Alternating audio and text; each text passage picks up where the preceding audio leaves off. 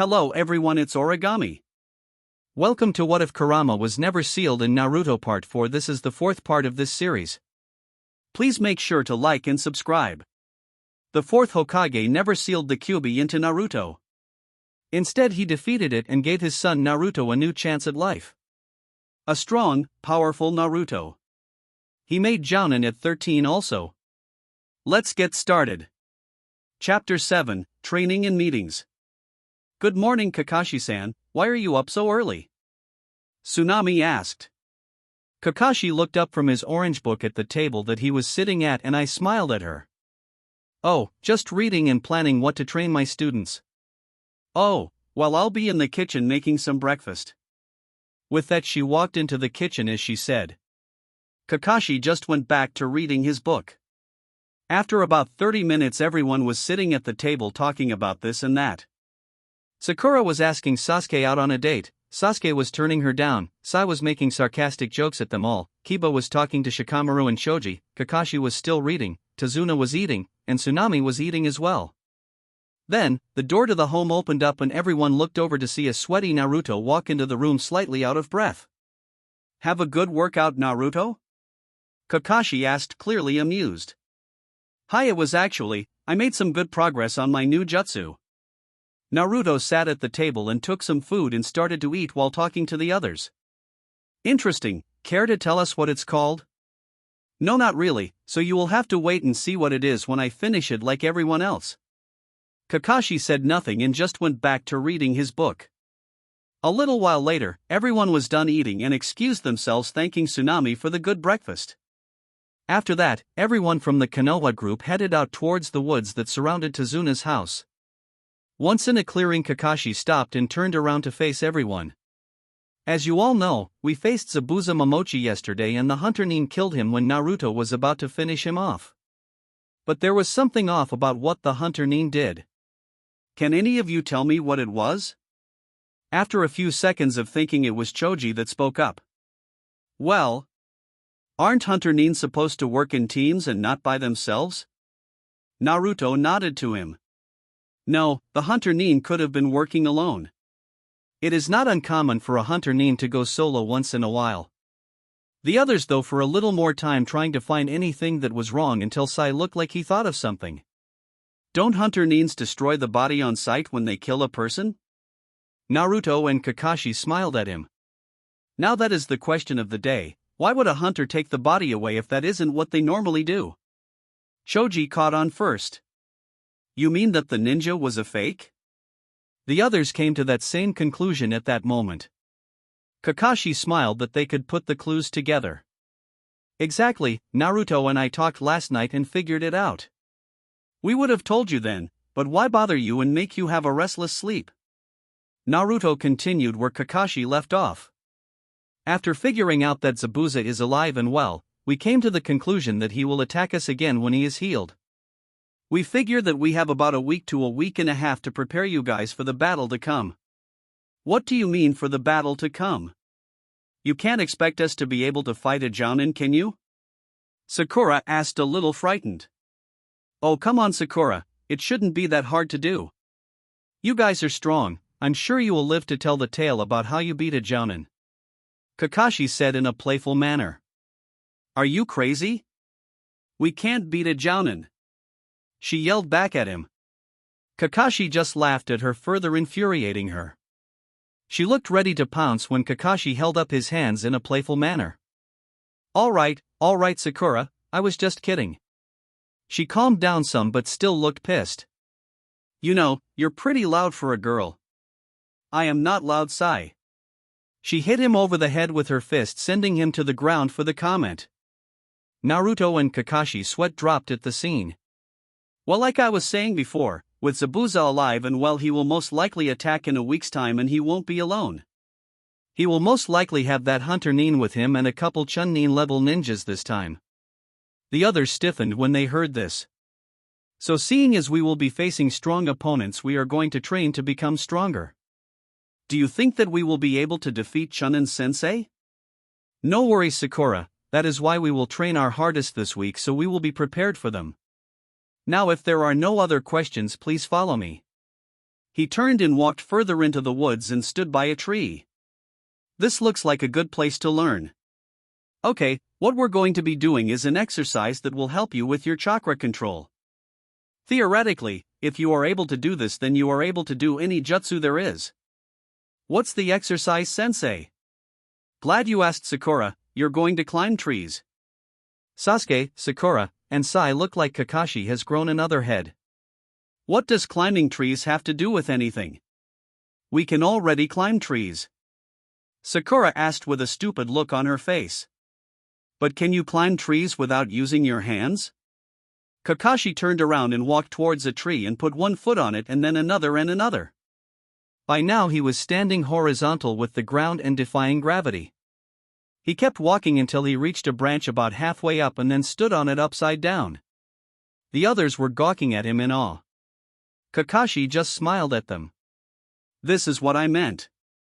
By doing this exercise, you will be able to fine-tune your chakra control and be able to be more proficient with your chakra use.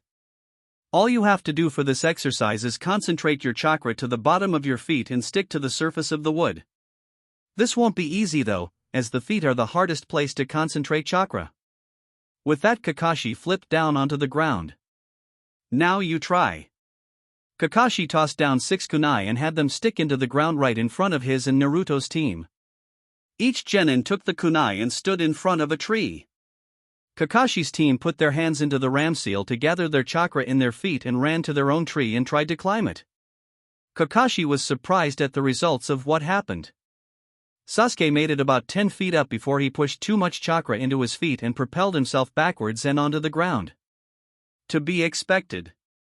Sai made it 12 feet high before he started to slip and fell to the ground. Not bad. Sakura made it about 3/4 of the way up and was sitting on a branch. To be expected of her, she has very little chakra, so she would need to have more control than the others. Then there was Team 10 though. He looked at their trees and found each of them at the very top of their tree, hanging upside down. Kakashi raised his eyebrow at that. Hey Naruto, you already taught them the tree walking exercise? Naruto looked at him with a neutral face. Hi, I taught it to them 2 weeks ago, a week after our first C-rank mission. I see. Well, since they know the exercise so well already, then you should take them to go get their own training done while my team perfects this one. I suppose. Looking up at his team, he yelled up to them. Hey guys. Let's go. We'll train in some other place where we won't get in the way. Team 10 ran down their trees and jumped the last 10 feet or so and walked off with their sensei, never even catching the looks on Team 7's faces. Sasuke looked pissed. Scratch that, he was beyond pissed. How are they so strong? I was the top of the class. I was the student of the year. Not them. I'm an Uchiha.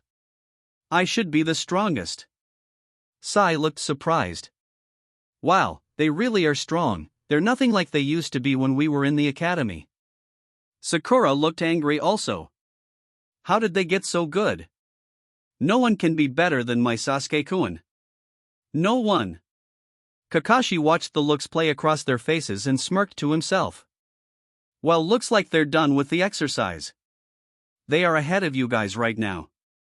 It got the reactions he wanted. They all looked pissed, even Sai somewhat. I guess the great Uchiha clan isn't as great as they say it is. Kakashi said with a bored look and a shrug of the shoulders. Sakura was about to yell at him when he beat her to speak. You, Sakura, used 7/8 of your chakra stores after only one run up the tree. You are no better. Sakura looked down in shame at that. Kakashi turned to his last student. You, Sai, have a normal chakra reserve, but still suck at controlling it. With that, Kakashi got up off the ground where he was resting and started to walk away. Before he left, he turned his head to address them. Keep trying to get up the tree until you can climb it 10 times up and down in a row. With that parting order, he walked away from an angry, sad, and disappointed team left in the clearing.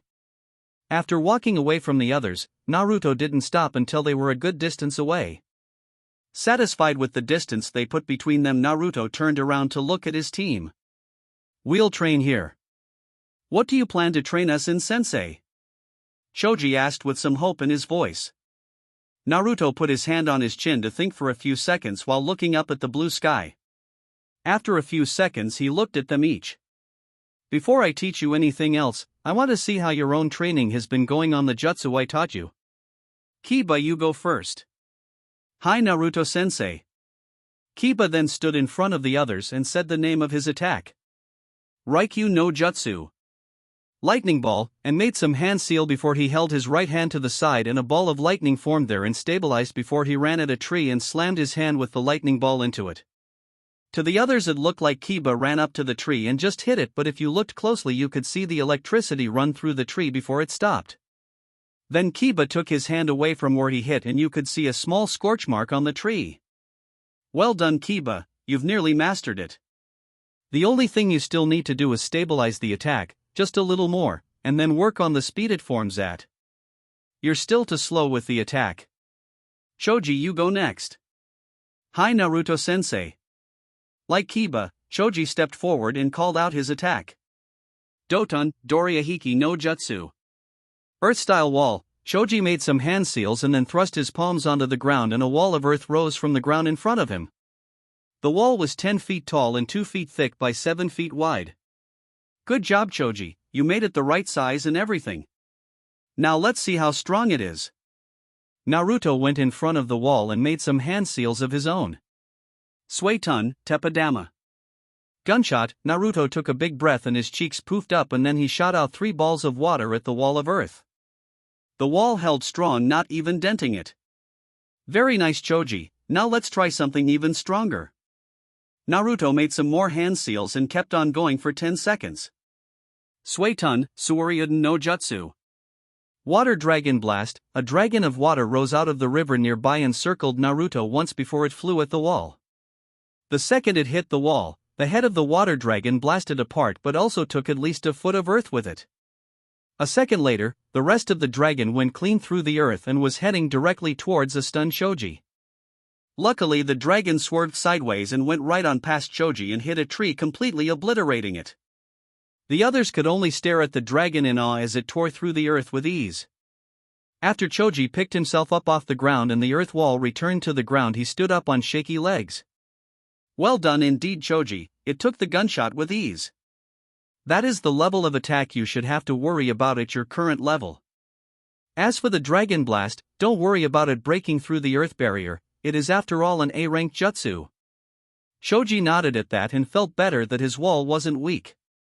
But you still need to work on it a little more, it should be able to withstand a jutsu like that if you master it. Just add more chakra and then compact the earth more when you create it. Hi Naruto-sensei. Okay, your last Shikamaru. Hi. Shikamaru stepped forward and walked to the middle of the clearing and stood facing a tree. Futon, Renkuden. Drilling air bullet, after making the seals, Shikamaru took in a deep breath and exhaled it all at once facing the tree. The others watched him take a deep breath and exhaled. They saw a blob of compacted air that was visible to the naked eye move towards the tree at a moderate pace. When it hit the tree, the air left a fist-sized dent in the base. Well, not bad for the level of difficulty the jutsu takes.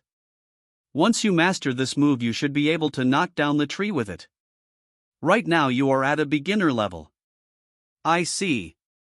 Shikamaru said in a quiet voice that clearly was depressed. No need to worry Shikamaru, if you practice this jutsu enough you'll get it eventually. You have practiced the Futon, Gafujin, formation of wind, right? Hi Naruto-sensei. I mastered that one but I just can't seem to get any better at this one. Well, can you tell me what you've been doing with this one so far? Hi, let's see, first I gather air in my lungs and then I breath it all out like you said. When it's out of my mouth I compress it and it only does minimal damage. Naruto had a look of understanding on his face now. Well, I know what you're doing wrong. Instead of compressing the air once it's out of your body, why don't you try to compress the air while it's inside your lungs? Try doing it that way. If you say so. With that he went through the seals again and called out his attack. Futon, Renkuden.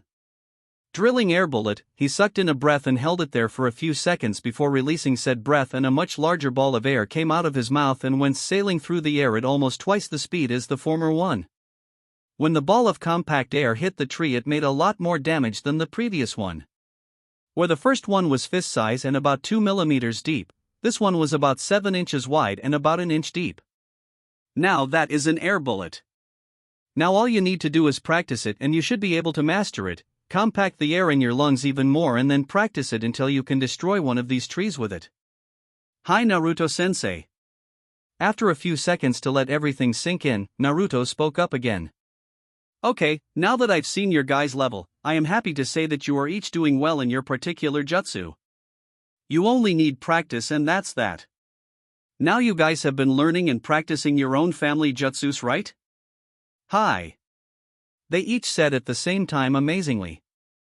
Good, well I'm not going to teach you guys anything else on this mission, it would just be a distraction from mastering the skills you already have and… What, don't you think we could master another jutsu in a week's time? Kiba interrupted. No. Naruto shot him down instantly. You may be able to learn the jutsu in a week's time, but it will be virtually useless in combat, and that is what you need right now. Kiba had his mouth in a O shape of understanding. So for the rest of the week I want you guys to practice and hopefully master the jutsu I gave you and then work on your family jutsu also. Naruto, what are you going to do during this time? Choji was wondering. Me? He got nods. Well, I have my own jutsu that I need to master. It's my first completely original jutsu that I've made. But my mom said you made a move called Kaizuki? Kiba asked, confused. Well, that is true, but I don't consider that move original. Naruto looked away slightly. Kiba was now more confused. What do you mean, did someone else make it? Naruto looked back at them and answered. No, I made the jutsu by myself, but I did it after I watched Kakashi-san use his own original jutsu on an enemy ninja. I just changed the attack from being lightning to fire. So the rumors were true after all, said Kakashi after jumping down from a tree and landing in front of them. Kakashi-san, what are you doing here? Naruto arched an eyebrow at him in question. Oh, I just thought I would see what you guys were doing for training and happened to overhear the last part of your conversation. And what have I told you about the san suffix? You don't need to use it with me anymore. Ah yes, I forgot, Kakashi. Naruto scratched the back of his head sheepishly with a grin on his face. Kakashi himself, I smiled. So you recreated my Raikiri, did ya? Naruto looked uncomfortable. Well yeah, do you mind? No, not at all, you made it on your own, you just happened to use me as inspiration. All that I ask is that I can see it. Kakashi had a half-serious, half-giddy look on his face. I guess you have the right to see it, just no copying or teaching it to others, okay? Sure, no problem. It wouldn't really matter anyway though. Oh, and why's that? I made the Raikiri to be so it couldn't be copied by anyone. Even with the Sharingan you can't copy it. If yours is anything like mine, then I wouldn't be able to copy it. Also, I don't have fire manipulation down enough to use it like I do for lightning. At the end he was smiling at Naruto. Naruto just smiled and turned to the forgotten genin. You guys can watch if you want, but right after this you have to go practice your own jutsu. They each nodded their heads in the affirmative and stayed put. How often do you get to see a jutsu that was created by Hatake Kakashi and then recreated by Namake's Naruto? Almost never. Okay guys, this is an S-rank jutsu used for assassination. I created this bad boy after working with Kakashi on a mission once. Watch closely because I'm only doing this once, that goes for you too, Kakashi. Naruto stepped into the middle of the clearing and went through 20 hand seals so fast that the genin could only see blurs and Kakashi barely saw them. After the hand seals he hunched his back over so he was leaning forward and then gripped his right wrist with his left hand. His right hand was pointing down towards the ground with his hand open. Suddenly everyone could feel the chakra spike and the next thing they knew, there was a strong wind coming from where Naruto was standing. His right hand had a slight glow to it and then a fire started in his open palm. It grew to about a foot in size and then compressed to the size of a fist.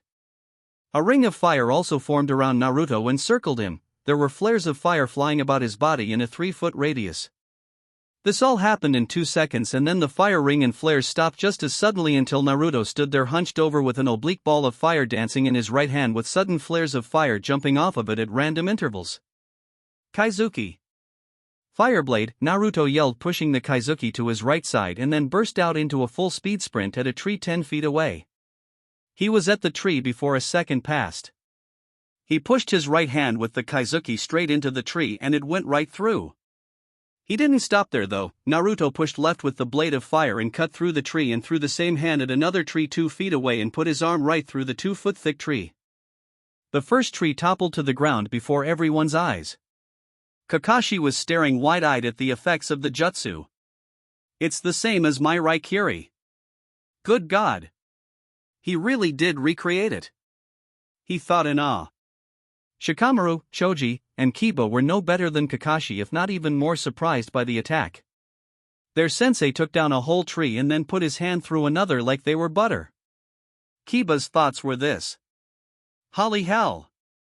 He cut down that tree like it was nothing and he still has his hand through that other one. Shikamaru and Choji were thinking along the same lines. Finally Naruto pulled out his arm from the tree, showing a perfectly clean scorched hole the size of an arm going clean through the tree. Well, that's my Kaizuki. How'd you like it? Naruto had a cheesy grin on his face while he said this. The others were speechless and gawking at him. After a few more seconds, Kakashi finally found his voice. Well, hot damn. Yep, that summed up everyone's thoughts. After some more discussing and explaining to Team 10, they each parted to do their own training. After telling the team to keep training and improve, and Kakashi going back to supervise his own students' training, Naruto left to go do his own training. After walking some distance and looking around, Naruto took out a scroll and started to read and edit some things on it here and there. After about 30 minutes of this, he got up and stood staring intently in front of himself. He took a step forward, moving his right foot forward, and then just when the foot connected, Naruto disappeared. Not even a millisecond later, he was standing a foot in front of where he was just a second before, with his right foot firmly on the ground. The next moment Naruto fell over onto his knee and grabbed his right leg. Damn! Still not good enough to use.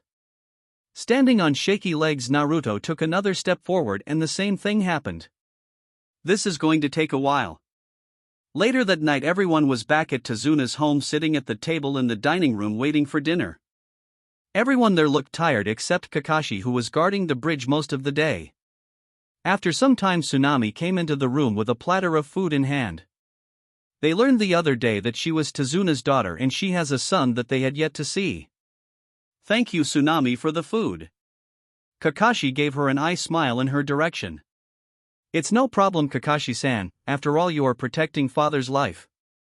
After that there was an awkward silence where everyone just ate their food until a young boy came into the room and sat down with a scoff. There was some small talk about this and that when suddenly the small boy slammed his hands on the table. He stood and glared at the ninja before speaking in a pissed voice.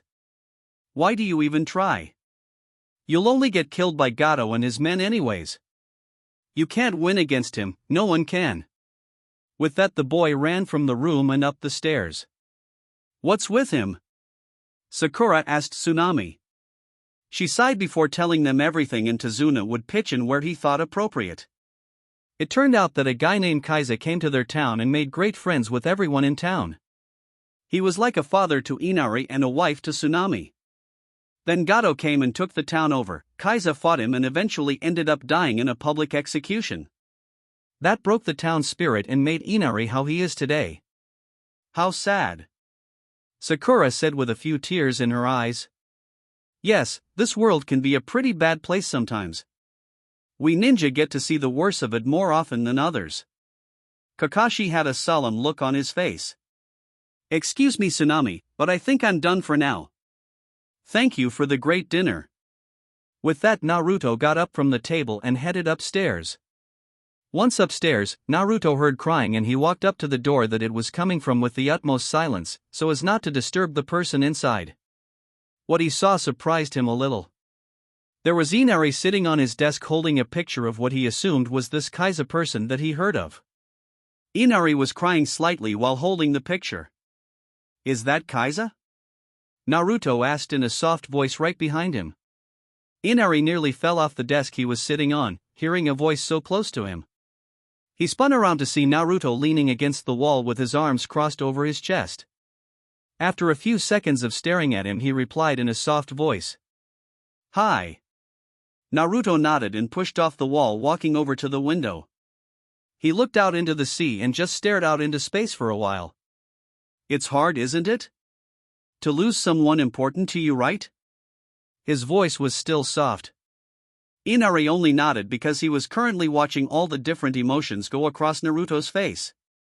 "You know, I never knew my parents, but everyone around me at my home village speaks so highly of them, and yet I have never even seen them in person or spoken to them." There was sadness in his voice now. "Where are they?" "They both died on the day I was born. I never got the chance to meet them." "Oh. You're lucky, really. You got to spend some time with your stepdad before he died. You should cherish those memories, not cry about them." "I miss him so much though." Inari cried out in anguish. "I once lost a friend on a mission because I wasn't strong enough. I was depressed and wouldn't talk to anyone until my sensei told me something that made me rethink things." "What? What did he say?" "He said, when a person dies that is close to you, it is truly a sad day.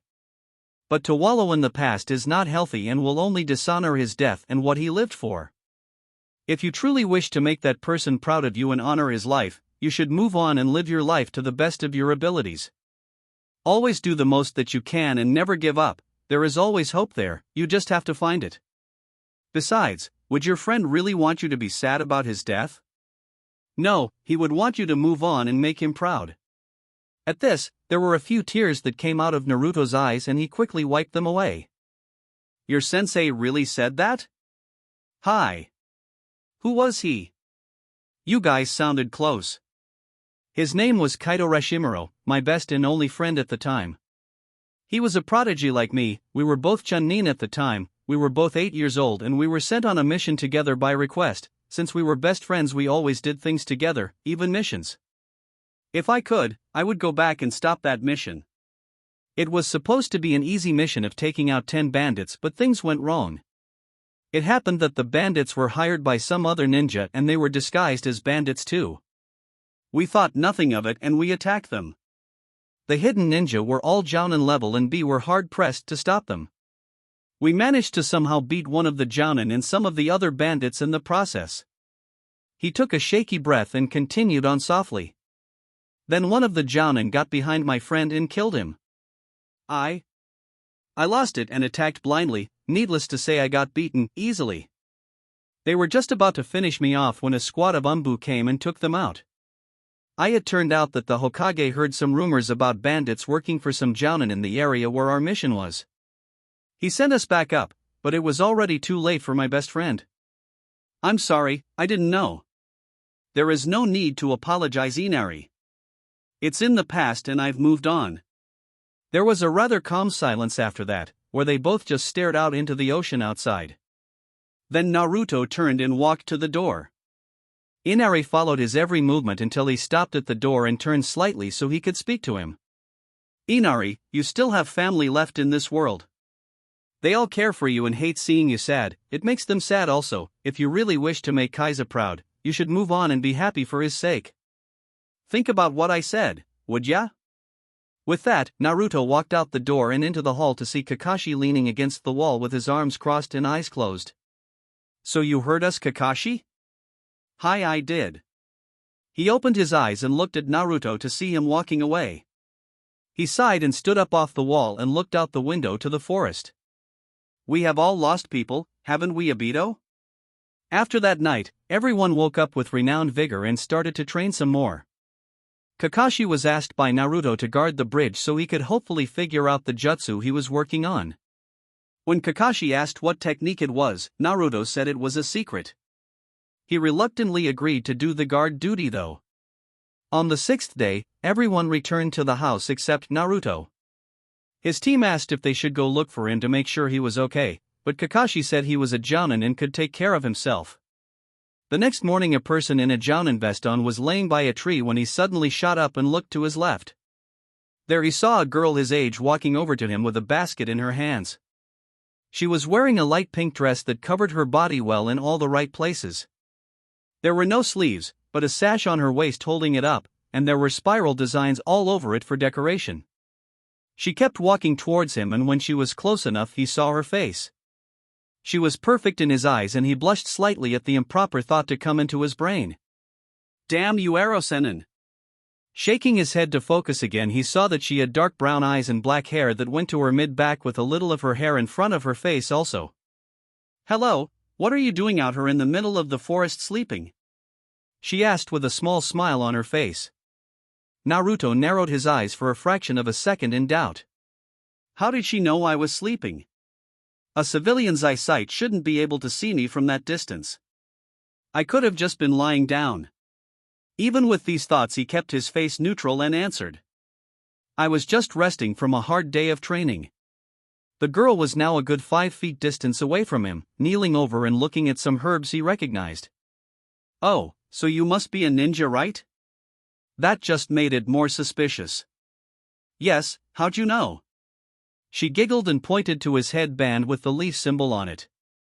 All ninja wear a headband of some sort. Wow, I feel dumb. He scratched the back of his neck in embarrassment, chuckling a little. I must look really stupid right now. No, not at all, just a little harmless mistake. So you know what I've been doing, but what are you doing out here, miss? Oh, I'm sorry, my name is Haku, and you? Naruto, Namake's Naruto. Well, it's nice to meet you, Naruto-san. Same to you, Haku-san. I can't help but notice you're picking herbs. What are they for? Oh, these things are to help heal my friend that got injured about a week ago. They're supposed to be medicinal herbs and help the healing process along. I see. Do you need some help collecting some? Sure, why not? With that, they started to collect the herbs that were scattered around the field they were in. While they were doing this, they talked some more. So how'd your friend get hurt, Haku-san? Well, he was walking on the dock and slipped on some water and fell over the side and scraped his side pretty badly. I see. She hesitated there for a second.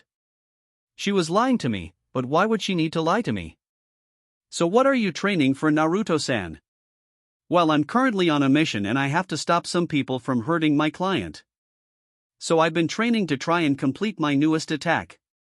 Have you had any success yet? I'm doing okay so far. Oh. Do you live around her, Haku-san? Because I can escort you back home, that way nothing happens to you. She visibly stiffened. No, that's alright. I'm sure I can get home by myself. A chakra spike. She has more than a normal civilian should have for chakra. Who are you? On the inside, Naruto was alert, but on the outside he showed no signs of it. Are you sure? There's a man named Gato around here and I heard he has some thugs and bandits that work for him wandering around. I'd feel safer if I made sure you got home safe. No, that's okay, I'll be fine. She reassured him far too quickly. If you say so, Haku-san. There was another awkward silence where neither spoke. Can you tell me why you fight? Haku asked all of a sudden. Wow, what kind of question is that? Why do you fight? I know you're a ninja and that's your job, but why do you fight? Do you have to prove something? Well, I guess I fight to uphold my mom and dad's names and to make the village proud. Especially the old man. Do you fight only for acknowledgement by the village? Sometimes yes, but more for my friends, and to make my parents proud of me. I also have some people in that village that I would die to protect. Haku smiled at that. So you have some people that are precious to you. Hi. Well, you'll become strong, Naruto-san. When a person protects someone, their true power comes out and they become stronger than ever. Do you know what I'm talking about? He nodded his head to her. Hi, I've had to protect people a lot, and when I do, I have the determination to not give up and it makes me stronger than ever. She smiled again before standing up. I must go and get these to my friend now. It was nice talking to you, Naruto-san. I hope we meet again. She stood there smiling at him before turning and leaving. She heard him speak from behind her. Your friend wouldn't happen to be Zabuza Momochi, would it? She stopped dead in her track and froze. From the fact that you stopped, I'd have to say you do know him, Haku-san, which would make you the hunter Nin. Haku whirled around with a sunbon needle in hand ready to defend herself. Naruto narrowed his eyes at her and spoke in a calm but deadly voice. I should kill you right now, Haku-san. You are putting my mission in potential jeopardy, but I think I'll let you live if you pass on a message to Zabuza-san for me. Haku herself narrowed her eyes at him. And why should I not just kill you right now? Because I have a proposition for you and Zabuza that you can't refuse. Oh, and what would that be? Our mission is to protect the bridge builder, but you are trying to kill him because Gato hired you to. If you abandon your mission, I will give you and Zabuza the offer to come and live in Konoha. Why would I want to come to Konoha with you? You could just turn us over to the Kiri hunters once there. You're right, we could. Haku tensed, getting ready to fight. But we won't. Why would you want us in Konoha anyways? She asked suspiciously. I would like for you two to join our forces as ninja of Konoha. A member of the Kiri Seven Swordsmen would help our village's strength out greatly and ensure you are strong also. I won't let you take advantage of our strength. Her voice was deadly with a harsh tone to it. I meant no disrespect to you or Zabuza. I know you must have lived a hard life and want to stop running from hunter ninja that are after your heads. She visibly flinched at that. He continued on, seeing her actually interested. All I am offering is a position in Konoha for you two. You could be safe and stop running and settle down. I don't want to have to kill you or Zabuza, but I will if I have to. She didn't respond for a few good seconds. Can you give me any promise that your village won't turn us over to Kiri? Her voice was slightly hopeful. Hi, I'm personal friends with the Hokage and I have a lot of leverage in the village because of who my parents were and what I have done there. Haku visibly relaxed and put her senbon back inside her dress, hidden from view again. She stood up straight and looked at him with sad and hopeful eyes. I will tell Zabuza about what your offer. It's really his choice to decide, not mine. I see, in that case we will meet when you show yourselves again. Hi, I look forward to seeing you again, Naruto-san. I also look forward to seeing you again, Haku-san. With that, Naruto smiled at her and burst into a pillar of flames to a location unknown to the girl left in the clearing. Haku smiled to herself. So that is the famous Shunshin no Namikaze, huh? I like his style. She said to herself and walked back the way she came to have a nice talk with Zabuza. Chapter 8, Battles in the Mist. The next day came around for everyone fast and hard. The previous day everyone worked extra hard to try and master their own personal jutsu to be of use during the fighting. Team 10 each worked by themselves and Team 7 stayed together most of the time. When it came time to leave the house, everyone was there this time, not just Kakashi. Everyone had their full fighting clothes on and were ready for anything that came at them. The walk to the bridge was in silence. Everyone was too tense to make small talk. When they got to the bridge, they saw everyone there working on it with extra energy, seeing that it was almost complete. After about an hour of sitting around, Naruto and Kakashi looked to the end of the bridge that was not finished. They saw a mist coming in fast, too fast. Nodding in Naruto's direction after a quick glance, Kakashi shouted out to the workers. Everyone, it's lunchtime. Get out of here now. His words were not panicked at all, but they were stern as steel, and the workers complied without question, seeing the absolute seriousness on his face and in his voice. They quickly left, and within moments it was just the Konoha teams and Tazuna standing there on the bridge. A few more seconds of staring at the mist, they saw what they wanted. The mist kept coming in but then stopped and then moved back again, revealing 7 people standing there. Naruto and Kakashi frowned, but no one on their team saw it. Well, if it isn't Kakashi, Naruto, and their little brats. Are you here to say hello? Zabuza asked in a mocking voice. Zabuza, I see you're doing well. Kakashi said in a bored tone while glancing at the others on their side. Yes, no thanks to you and Naruto there. You two were able to beat me before, but you won't this time. I brought some help with me this time. He grinned an evil grin. Frowning again, Kakashi replied. I can see that, Zabuza. I won't let you have the bridge builder Tazuna. He is too important to this country and their recovery. Ha ha ha ha ha ha. Oh man, you really think you have a choice here? We're going to kill that man one way or another. I see. Naruto frowned and looked at the person that was around his height of 5 foot 4 inches. She had on a dark blue thick shirt and pants on that could easily hide weapons in. She also had a brown sash holding it on this time. She had on a hunter Nin mask that obscured her face, but he could tell it was her. He just knew. Haku, why are you doing this? You looked so relived. If not happy when I said you could come to Konoha with us. Why have you chosen to fight? I think it's time for our little rematch now, Kakashi. Suddenly Naruto's voice broke out over the bridge, loud enough for both parties to hear. Kakashi, you take care of Zabuza. Sasuke, Sai, take on the 2 men on the left side of Zabuza. Shikamaru, Kiba, Shoji, take the 3 on the right side of the hunter Nin. Sakura, guard Tazuna with your life. I'll take care of the hunter Nin myself. They each nodded their heads in understanding. In a lower voice that only they could hear, Naruto spoke up. Team 7 and 10, this is no longer playtime. I expect you to go for killing blows. Remember that they are the enemy and will kill you without thinking about it. I expect the same thing from you guys. Hold nothing back and stay safe. Use teamwork to defeat them, which is your greatest strength you have. Be careful though, by the looks of it they are ex-Jounin from the mist. They each nodded in understanding and moved into their groups quickly to get ready. Move! Naruto shouted as Sasuke, Sai, Shikamaru, Kiba, and Shoji all shot forward to engage their selected opponents. Sakura and Tazuna moved back to give the others some space and make sure their client is out of harm's way. With the other group right after Naruto stopped speaking loudly. You heard him, you each have your opponents. Take them out and then kill the old man. Right. Whatever. Yes, sir. Hi. Hi.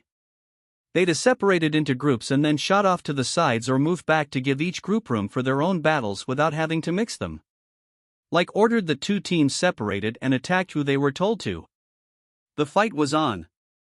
Naruto and Kakashi stood facing Zabuza and Haku in a standstill, waiting for one or the other to make the first move. After some intense staring, Naruto sighed, catching everyone's attention. He said only one word. Why? That one word spoke so many things and yet left even more questions unanswered. It's the way of the shinobi boy, get used to it. With that he charged in at Kakashi and started to attack with his giant sword called Kubikiri Hocho, or also known as Head Clever.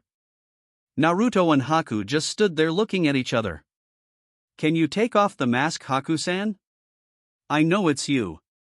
I'm sorry, Naruto-san, but if I take this off it will just be harder for you and me to fight.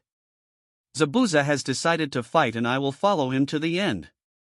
She took out some sunbon needles and threw them at him straight on. Naruto jumped to the side and had to jump again to avoid another barrage of needles coming at him. By the time this had happened, Haku was upon him and they started a taijutsu fight. Haku tried to punch him in the face only for it to be ducked under and then went for a sweep of the legs for it to be jumped over. When Naruto landed, he took this time to attack. He leapt forward and tried to hit her with a punch to the gut, but she grabbed his hand and pulled him into her for a vicious knee to the gut. At least that's what would have happened had Naruto not thought fast and brought his own knee up to parry hers. They stood at a standstill looking at each other and then pushed off of each other to land a couple feet away and start some hand seals. Haku finished first and whispered her attack. Suiton, Koka Suijin.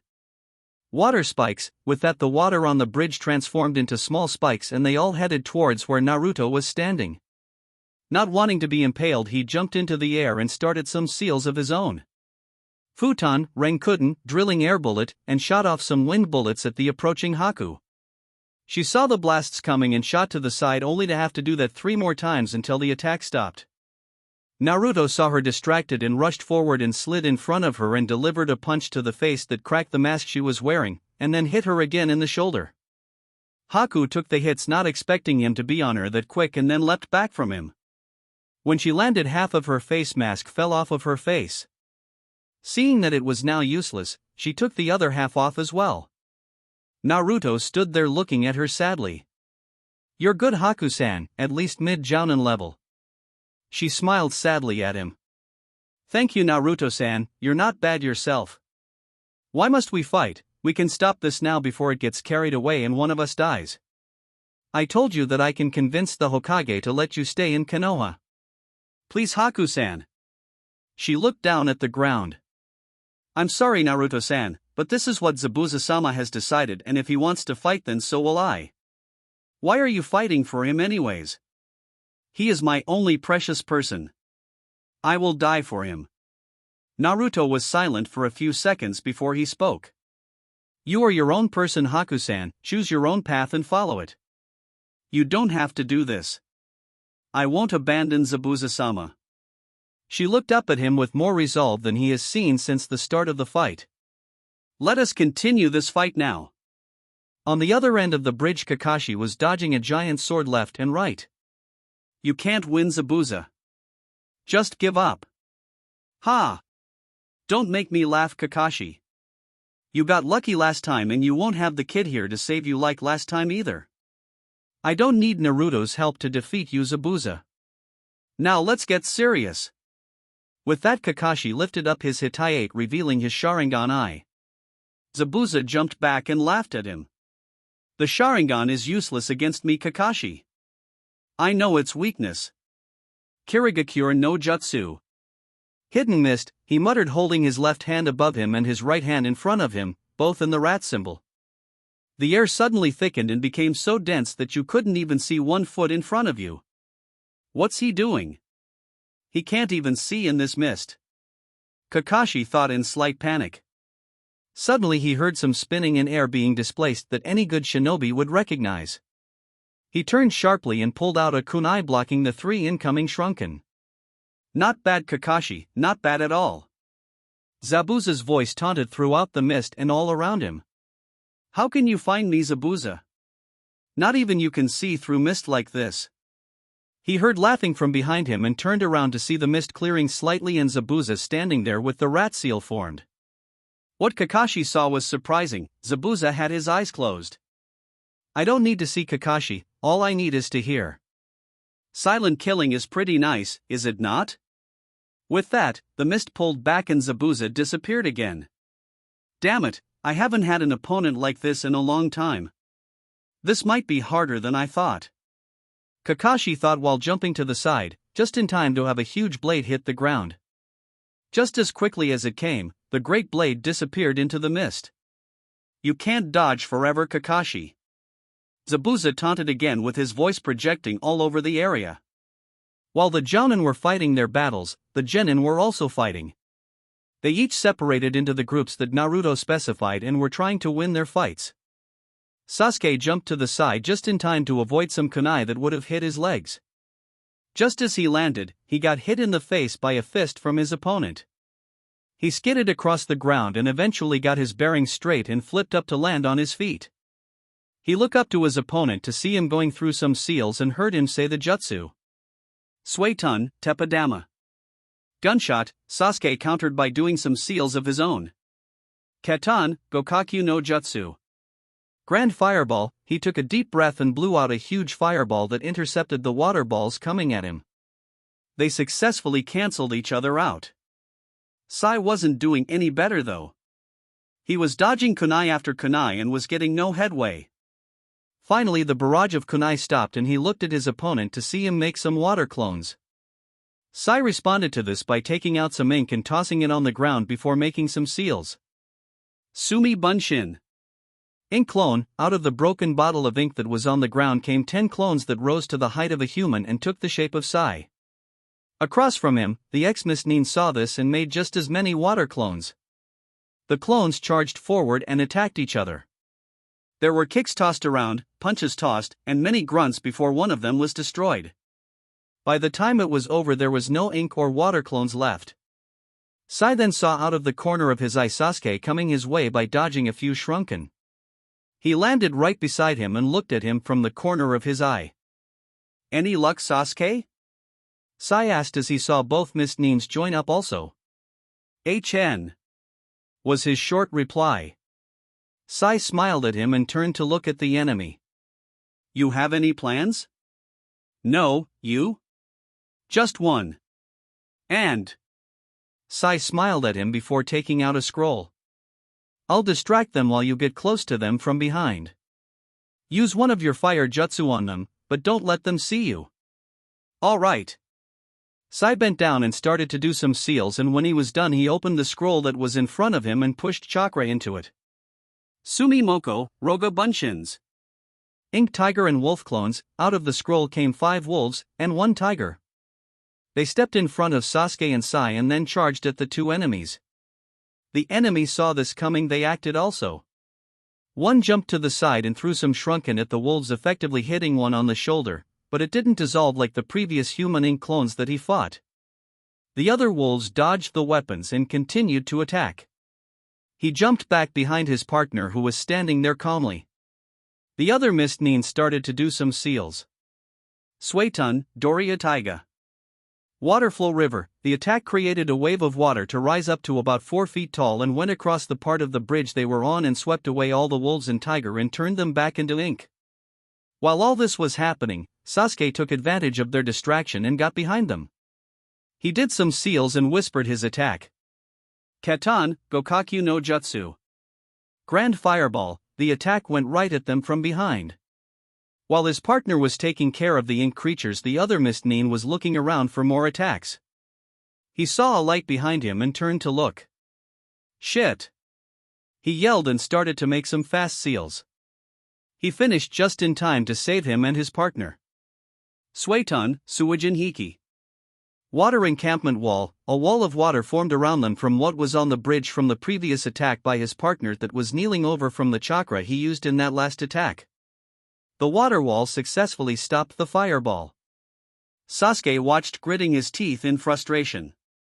He charged towards the wall of water as in was coming down, and just as it did, he kicked one of the men in the shoulder, pushing him away from his partner. The guy wasn't expecting the attack, so he got hit and slid across the wet ground towards where Sai was standing. Just after the kick, Sasuke was hit in the gut by the other guy and backed off. He landed but had to immediately jump to the side to avoid a kick, then a punch, another kick, another punch. Damn it! I can't keep up. Come on, focus, Sasuke. See with your eyes, remember your training. As he was getting punched at and kicked at, he kept dodging and getting hit less and less until he was completely dodging every blow. He was swerving in and out of every hit. The mist nin was getting frustrated. He kept trying to hit the guy, but he wouldn't hold still. Why won't you hold still and die already? Then he noticed something. The eyes of his opponent were different. They were red with 1 coma in each eye. Your eyes, what happened to them? He asked as he backed away from him to catch his breath. Sasuke let him get away so he could also catch a breath and figure out what happened to his eyes. What do you mean? They're red. The astonished ex-mist nin said, staring at the blood-red eyes. Sasuke's own eyes widened some degree before it became a smirk. He then chuckled, and that turned into a full-blow laugh. I've activated my bloodline. Now you stand no chance. With that exclamation, he charged forward and went to hit the startled mist nin in the head. He dodged but had to dodge another and another until he was hit in the gut, and bent over only to be kneed in the chest. He staggered back and looked up just in time to see a kunai being buried near his heart. He fell down to the ground, spitting up blood and choking on it. Sasuke looked down at him with an emotionless mask before he fell down to his knees and started to breath hard. His eyes turned back to the normal black and he felt exhausted. About 20 feet away, Sai was still fighting his own enemy. They were having a taijutsu fight with kunai in both hands. They charged at each other and tried to stab or slash the other one down. They met in the middle and parried each other's attacks. Sai ducked down from an attack that surely would have taken his head off and tried for a sweep kick of the enemy, but he jumped over it, trying to then push a kunai down into the same place, which surprised Sai. Sai saw the attack coming and leaned on his hands that were above his head and used them to flip backwards away from the enemy. While he did this, the enemy was just swinging down and Sai threw a kunai at him that nailed him in the shoulder. The ex-mist nin cried out in pain and tossed his 1 kunai that he had with his still good arm at Sai, who dodged and ran up to him and attempted to slash him with his own 2 kunai. The missed nin dodged 3 times before he was hit across the leg, making him stumble. Sai saw this as his chance and went to attack him again. This time the enemy couldn't dodge in time and got hit with both kunai in the chest, effectively killing him. Sai looked at the body that was lying there not moving with a sad smile and got up on shaky legs to go see if Sasuke needed some help. With the other Genin team, they were having a similar fight at the same time. The only difference was that they were sticking together from the very start of the fight like their sensei told them. Choji, Kiba, and Shikamaru stood about 30 feet away from the 3 missed nins across from them. "Either of you guys have a plan?" Kiba asked his friends. Akamaru barked, asking the same thing.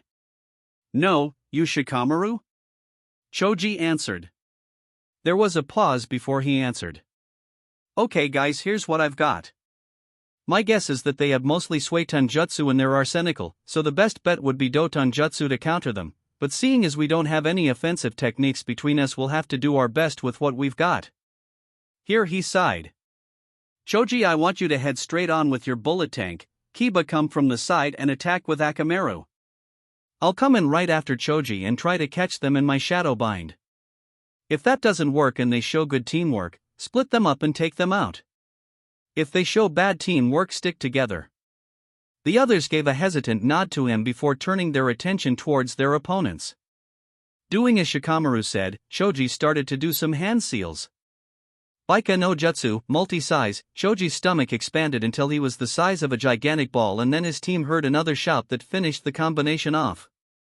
Nikuden Sensha, human bullet tank. Choji's arms and legs that were sticking out of the ball popped into his ball of a body and blue steam came out of the holes.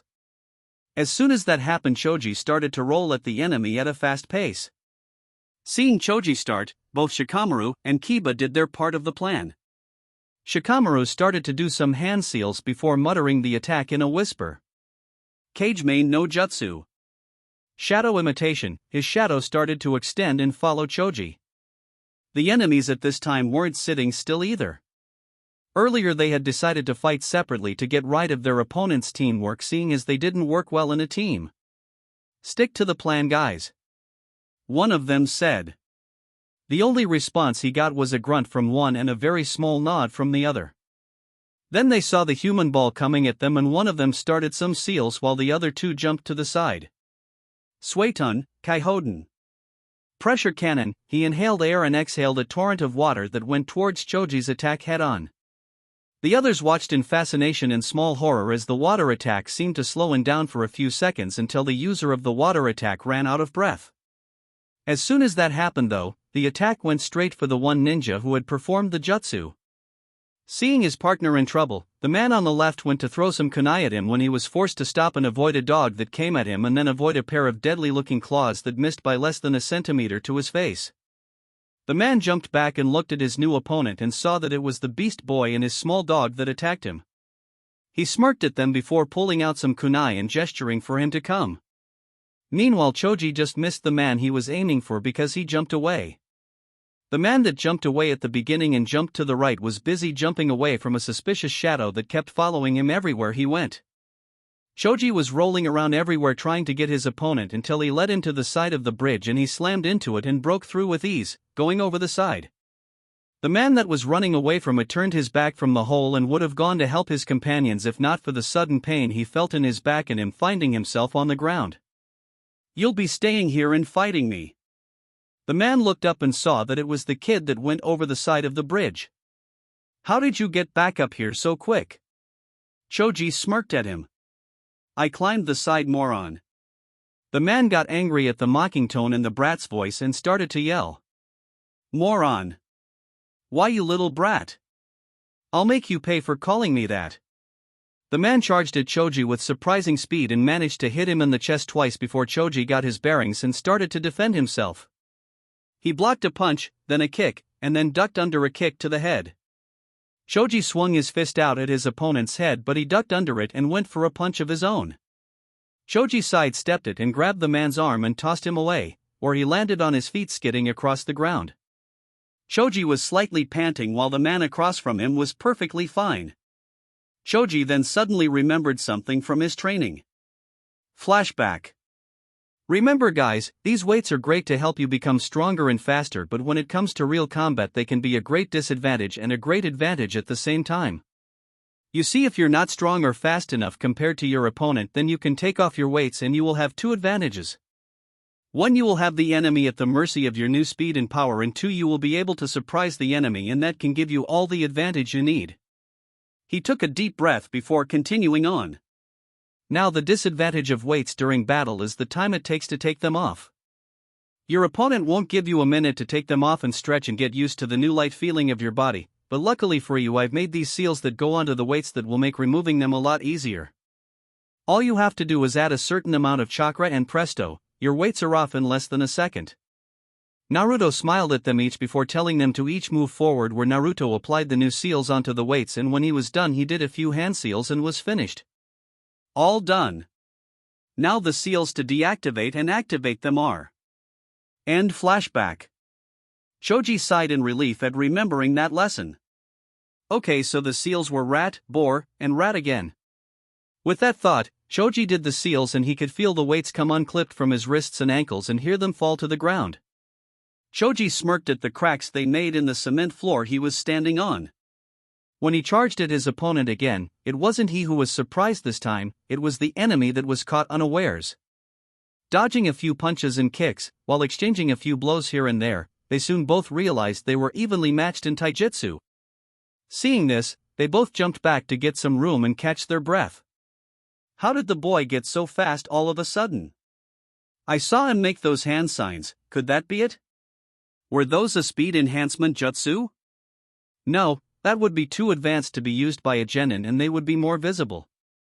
So they were for something else. Well, it doesn't matter right now, even with that jutsu we are evenly matched in taijutsu. So that leaves just ninjutsu for me. The enemy thought as he stared intently at Choji. At the same time Choji was thinking along the same lines. So that leaves just ninjutsu for me. Let's see, I have my family jutsu and my earth defense jutsu. Now what can I do?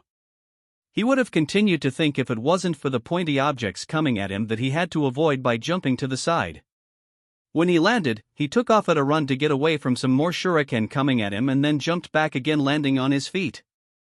He kept his eyes on the enemy the whole time and saw him start some hand seals while he was still in the air. Suiton, Suigaden. Waterfong bullet. Choji's eyes widened a margin as he was hard-pressed to dodge the deadly water blasts. After the fifth one came by him, he landed on some water and lost his balance and got nicked in the ribs. He gritted his teeth to keep from screaming out in pain and jumped back holding his wounded ribs. The enemy, seeing this, smirked and started to go through some more seals. Suiton, Suiryuden no Jutsu. Water Dragon Blast. The water that covered the bridge rose and formed a dragon of water and flew at Choji with impressive speed. Not having enough time to dodge and remembering that his sensei said the dragon can follow you, Choji thought fast and hard. He remembered his training and started to make some seals before slamming his hands into the ground. Doton, Doria Hiki. Earth-style wall. The cement of the bridge flipped up in front of Choji and rose to about 10 feet high. The slab of earth was 2.5 feet thick. The dragon of water collided with the wall and shattered to oblivion, only leaving a slight dent in the wall. Other than that, though, the wall stood perfectly fine. The enemy Miss Nin was kneeling on the ground, breathing hard and staring at the wall in front of him with shook. Then the wall dropped back down and he saw Choji panting slightly, but not as much as him. Choji was thinking while looking at the opponent. Naruto-sensei used that same jutsu on me, but his was a lot stronger than this guy's jutsu. I'd say it was more than half the power of the water dragon Naruto-sensei used. He did say it was an A-rank jutsu, so this guy must not be able to pull out the full power of it. Thank God, I don't think my wall would have held against a real one. He sighed to himself after his inner conversation. The enemy somehow managed to stand and pull out some kunai and got into a defense position waiting for Choji to come. He didn't have to wait long either. Choji charged at him head-on and went for a sweep kick. The enemy jumped over it and went to behead him with the kunai in a reverse grip, but he dodged to the side. He attempted to again stab him, but was forced to back off to avoid a punch to the gut. Then out of the corner of his eye he saw something coming at him really fast. There was no time to move as it was already upon him, and the next thing he knew he was run over by a giant human ball. When he finally stopped skidding on the ground, he looked up shakily and got up on wobbly legs. He looked over at the enemy and saw him charging him again. In a desperate attempt to stop him, he took out a kunai and threw it at the choji he was fighting with more force than before, and to his surprise it hit him in the shoulder, but he disappeared at a poof of smoke. His eyes widened marginally and he muttered under his breath, "Kage Bunshin." Then he saw the same ball as before coming at him and he knew he couldn't move in time, so he accepted his fate. The ball was 5 feet from him when it exploded and Choji came out of it and stabbed him in the lungs with a kunai. The ex-Nin fell down to the ground hard on his back. He looked up at his opponent that was standing in front of him and muttered a barely audible question. "When did you create the Bunshin?"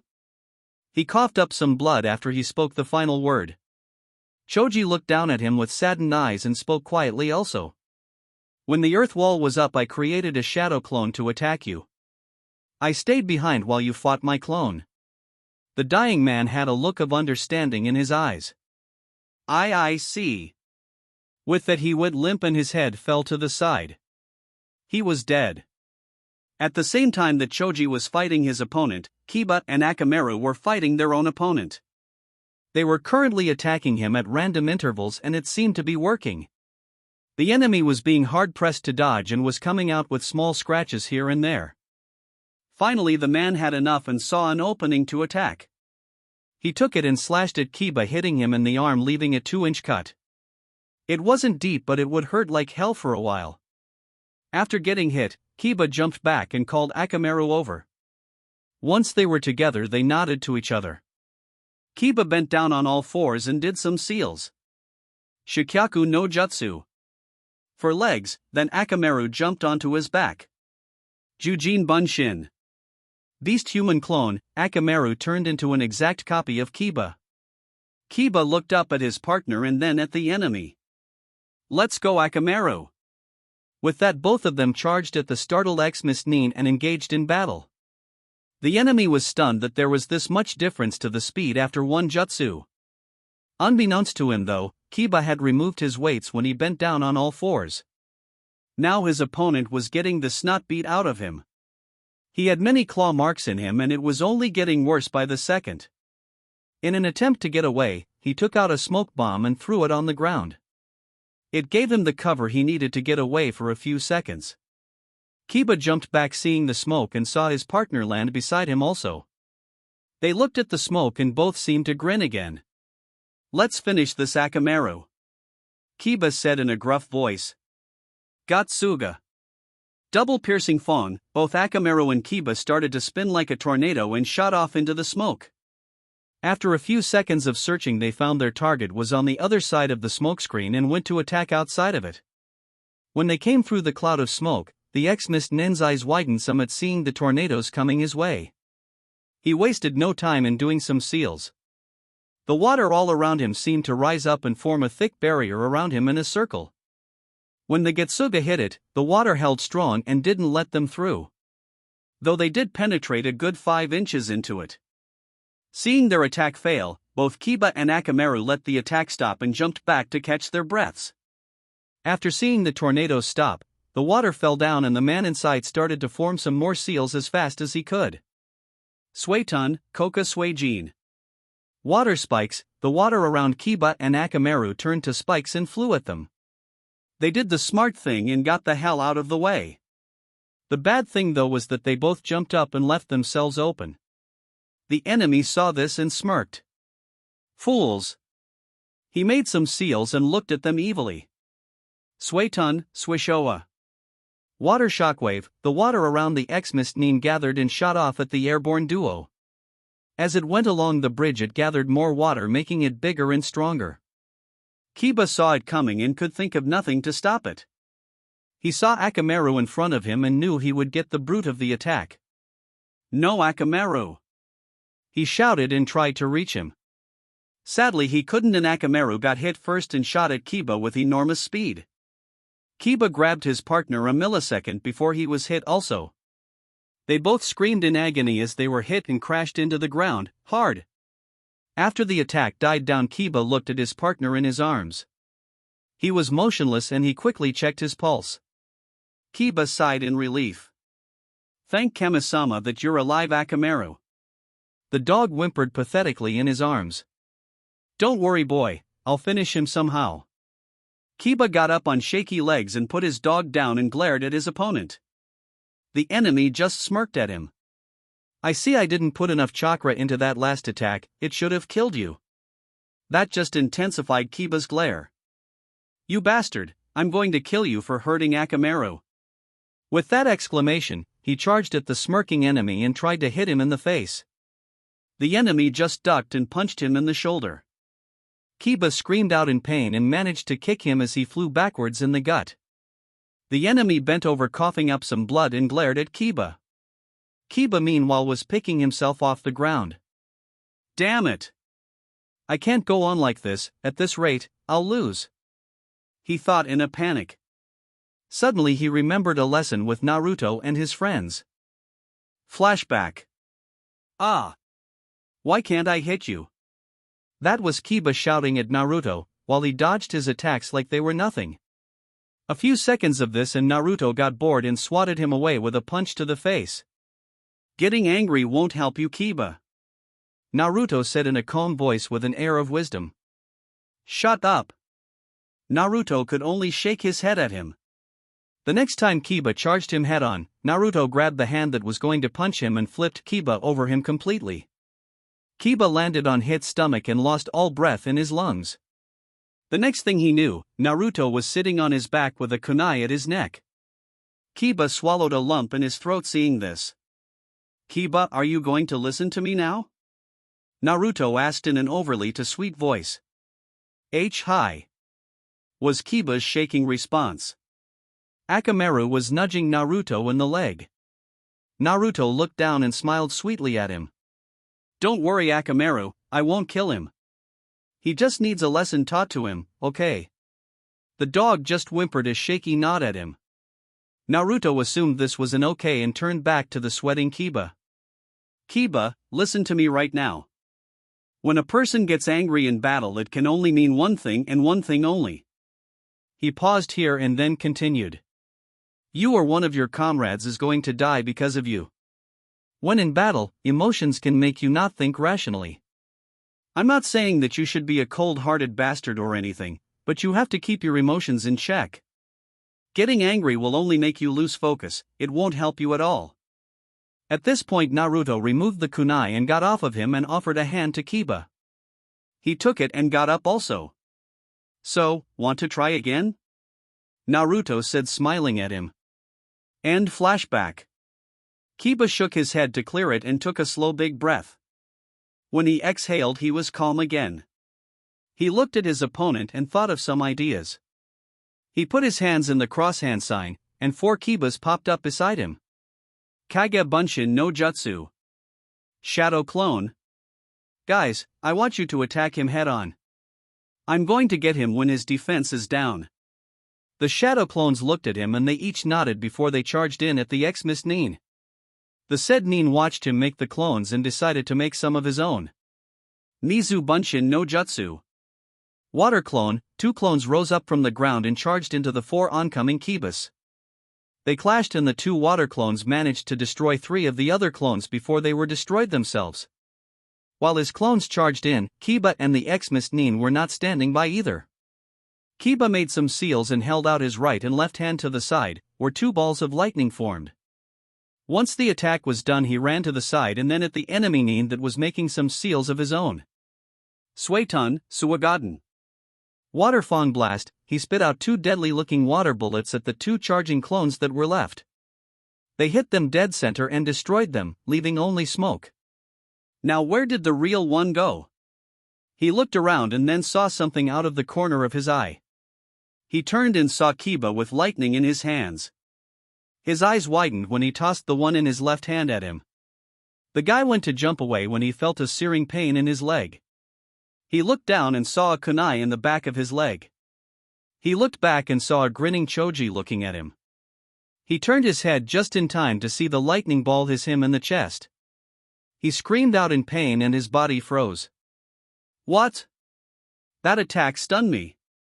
I can't move. Shit. He thought frantically as he looked up to see Kiba charging him head-on with the lightning ball in his extended hand. Just after Kiba tossed the first lightning ball, he saw the enemy grit his teeth and look at his leg. Just like the ex-Miss Nin, Kiba's own eyes widened and he looked to where it came from. He saw a grinning Choji and he grinned also.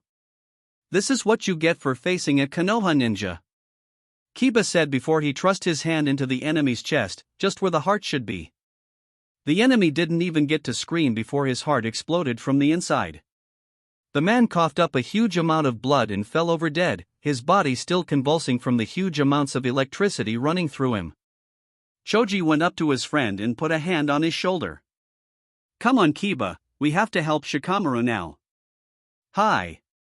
Kiba went over to Akamaru that was now awake and picked him up and with Choji, walked over to where they saw Shikamaru fighting his opponent. At the same time that Choji and Kiba were fighting their opponents, Shikamaru was fighting his. The enemy was currently jumping away from his shadow and doing a good job of it. Then when he landed again he saw the shadow waiting for him. Not wanting to get caught in it, he threw some shuriken at it. It did nothing to it. Shikamaru smirked at him. Perfect, this guy obviously has no idea of the Nara clan jutsu.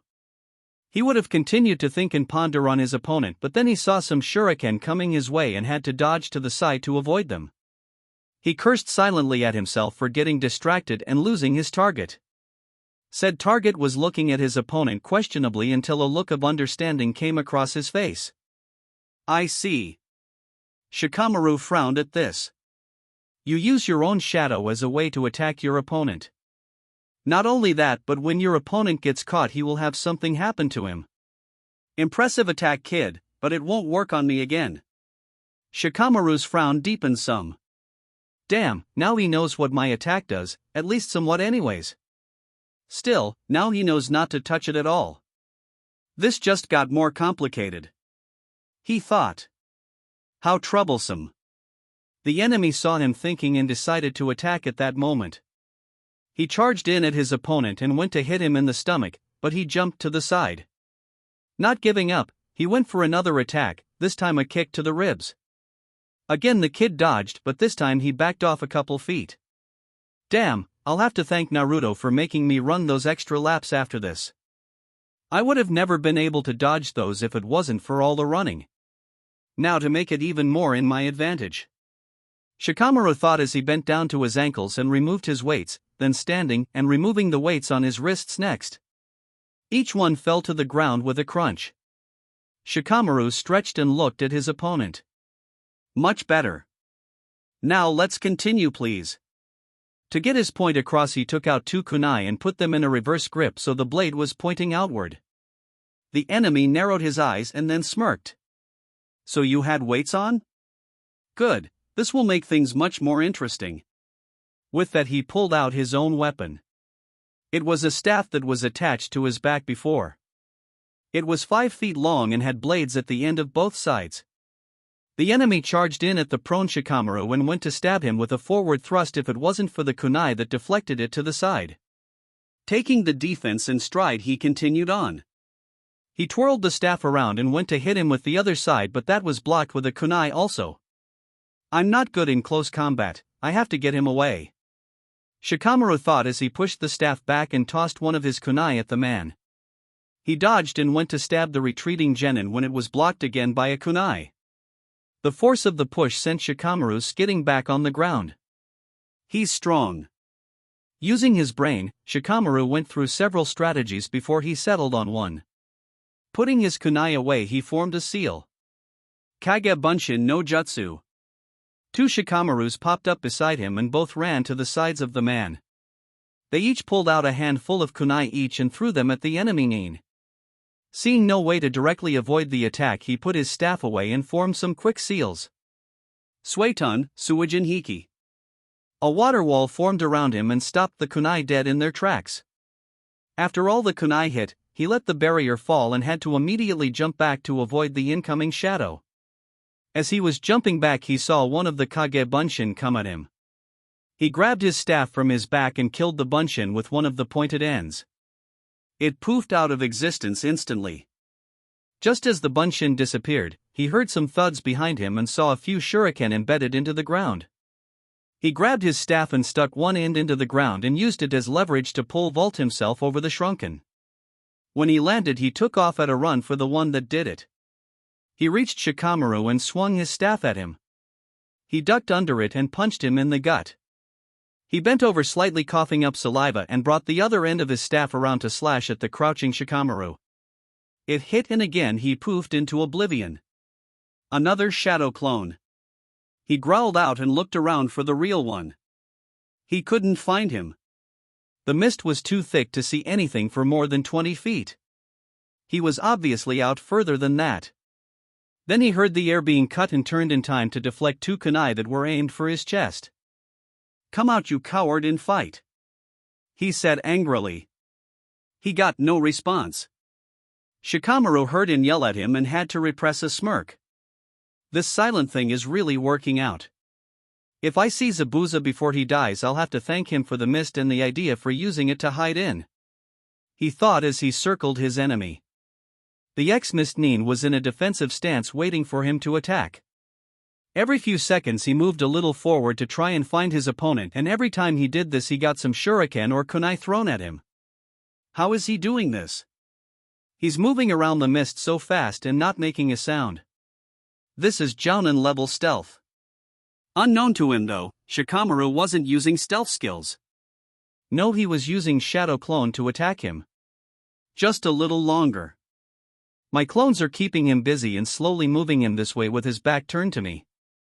I just have to wait here and hope he doesn't turn around, he thought.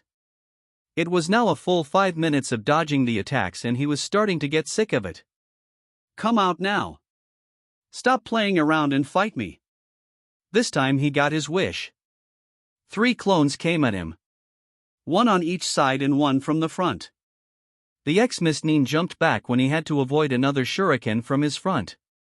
So he's been using shadow clones. Damn, smart kid. Now that shuriken came from the mist, so that must mean there are more clones out there.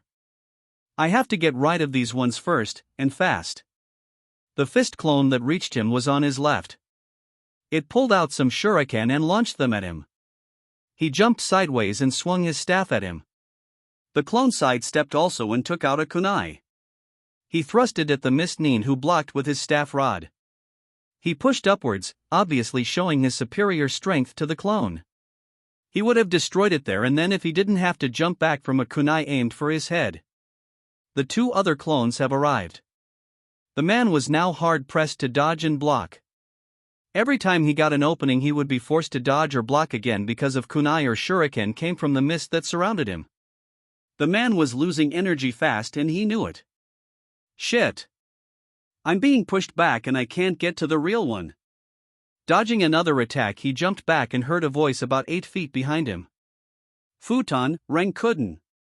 Drilling air bullet, he turned his head and saw the mist clearing up because of a huge airball coming at him. The ball of air had to be 4 feet in diameter. All he could do was watch the attack come at him in slow motion.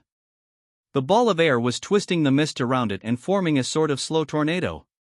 Then he saw Shikamaru behind him looking out of breath slightly. The next thing he knew, he was hit in the back with what felt like a giant drill. The force of the attack pushed him forward into the shadow clones that put their weapons in front of them. He hit the clones head on and they poofed out of existence also, but not before leaving some damage. All 3 of them had managed to stab him with a kunai. When he finally stopped moving forward, he hit the ground with a thud and didn't move.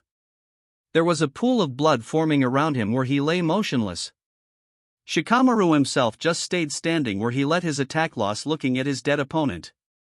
He heard footsteps coming his way and looked up to see his last shadow clone walk up to him. It didn't say anything. It looked at the dead Nin and poofed out of existence. He continued to look at the dead body until he heard more footsteps from behind him and turned to see Kiba and Choji walking over to him. He smiled at them. You guys win also? He asked quietly. Of course we did. We're your teammates after all, Kiba said boastfully. Shikamaru looked at Choji and he just smiled sadly at him. Good, let's go see how the others are doing. With that, they started to walk back the way they came. As they walked, they noticed the mist was getting thinner and thinner at an alarming rate. "Why's the mist getting thinner, guys?" Kiba asked, a little frightened. Shikamaru smiled slightly. "This is a good thing, Kiba. If the mist is getting thinner, that means that Zabuza is losing." Choji and Kiba both grinned at that and started to head over towards the others a little faster. Author notes: this chapter mostly covered the Jounin fights and the beginning of the Jounin fights. Next chapter 1 will finish up the Wave arc and they will be back in Konoha. I have a little comedy already planned also at the end after the battles are over. It should make you laugh. Also, you will get to see if Zabuza lives or not. I'm so evil to make you guys wait this long. I hope you liked the chapter, and like always I will answer any questions you have and will be glad to help you understand my story. Chapter 9, Fight of the Elites, to begin anew. While the Genin were fighting, the Jounin were fighting as well. Naruto and Haku had just stopped talking to each other and they both got ready to start again. Naruto looked at her sadly. "If you won't listen to reason and believe me, then I have no choice but to fight you, Haku-san." She just looked at him with renewed vigor. "Then let us fight." She took out some sunbon needles and threw them at Naruto. Naruto jumped to the side and ran forward to fight hand to hand. Dodging left and right as the needles flew by him, he managed to get up close and not get hit once. Seeing the needles missing, she decided to go to taijutsu also. Naruto went to punch her, but she caught it and pulled him in. Naruto brought his knee up to hit her, but she sidestepped him and elbowed his knee down. This made Naruto lose his balance some and stumble forward some. Haku took the opening and pushed the same arm that hit his knee into his jaw with enough force to make him rise off the ground a few feet. Naruto took the hit and brought up his leg to hit Haku in her own chin. The hit connected. Naruto's foot hit Haku's chin and both parties fell backwards. They both flipped back and landed on their feet and charged at each other again. Naruto took out a kunai and swung at her midsection only for her to lean back some and swing at him with a sunbon needle. He dodged to the side and tossed one kunai at her while turning around. She saw the kunai and let one of her sunbon intersect it midway. They collided with each other, canceling each other out.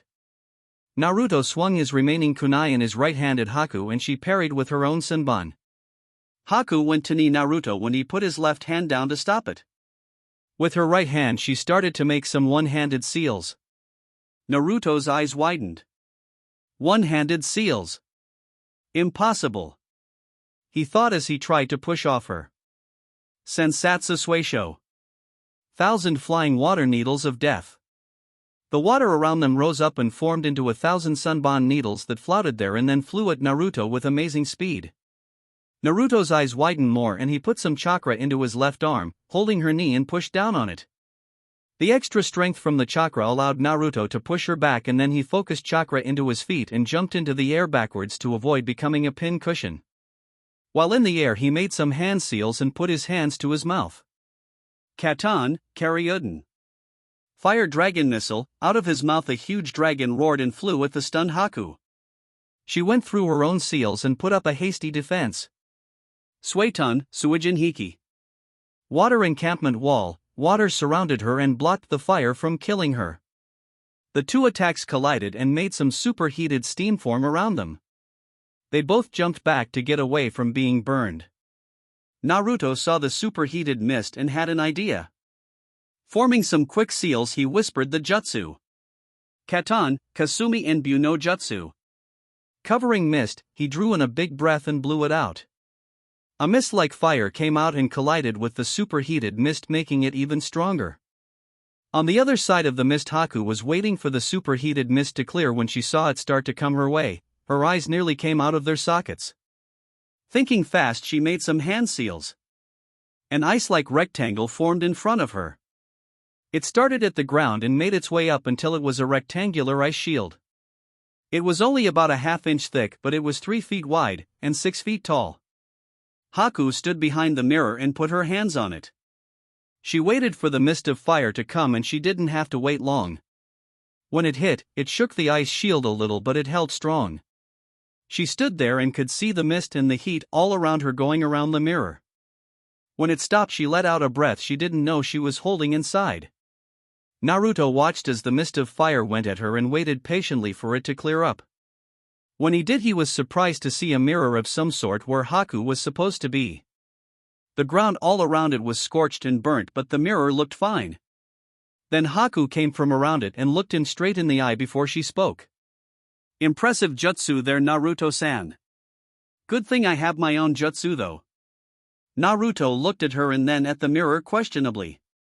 "I've never heard of an attack that creates mirrors, let alone one that is that strong." Haku looked down slightly, and when she looked up again she had a sad face. "That's because this is my bloodline limit. You can't defeat it. Give up."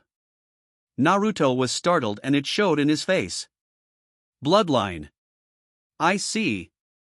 How did you escape?" What? Haku was startled by that statement. "How did you escape the blood raids of the mist?" Haku was equally startled and wondered if she should even tell him. After a few seconds of looking at him, she saw no reason not to and submitted. "I didn't." She started. "My mom did though, and she hid her bloodline from the world until I accidentally used it and my father saw. He came and killed my mom and tried to kill me, but I was scared and my bloodline saved me by accident. After that I wandered the streets as a beggar until Zabuza found me.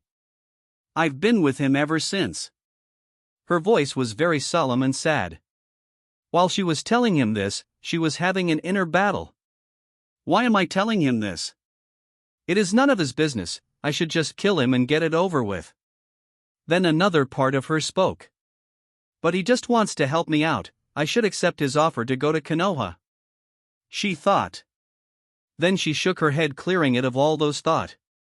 "No, I must stick with Zabuza and fight with him."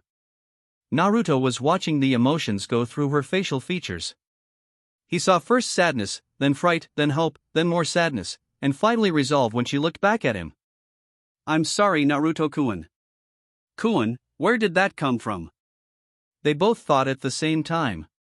"I can't abandon Zabuza. It's time to finish this fight." With it she did some weird hand seals and set her attack. Makio Hyosho.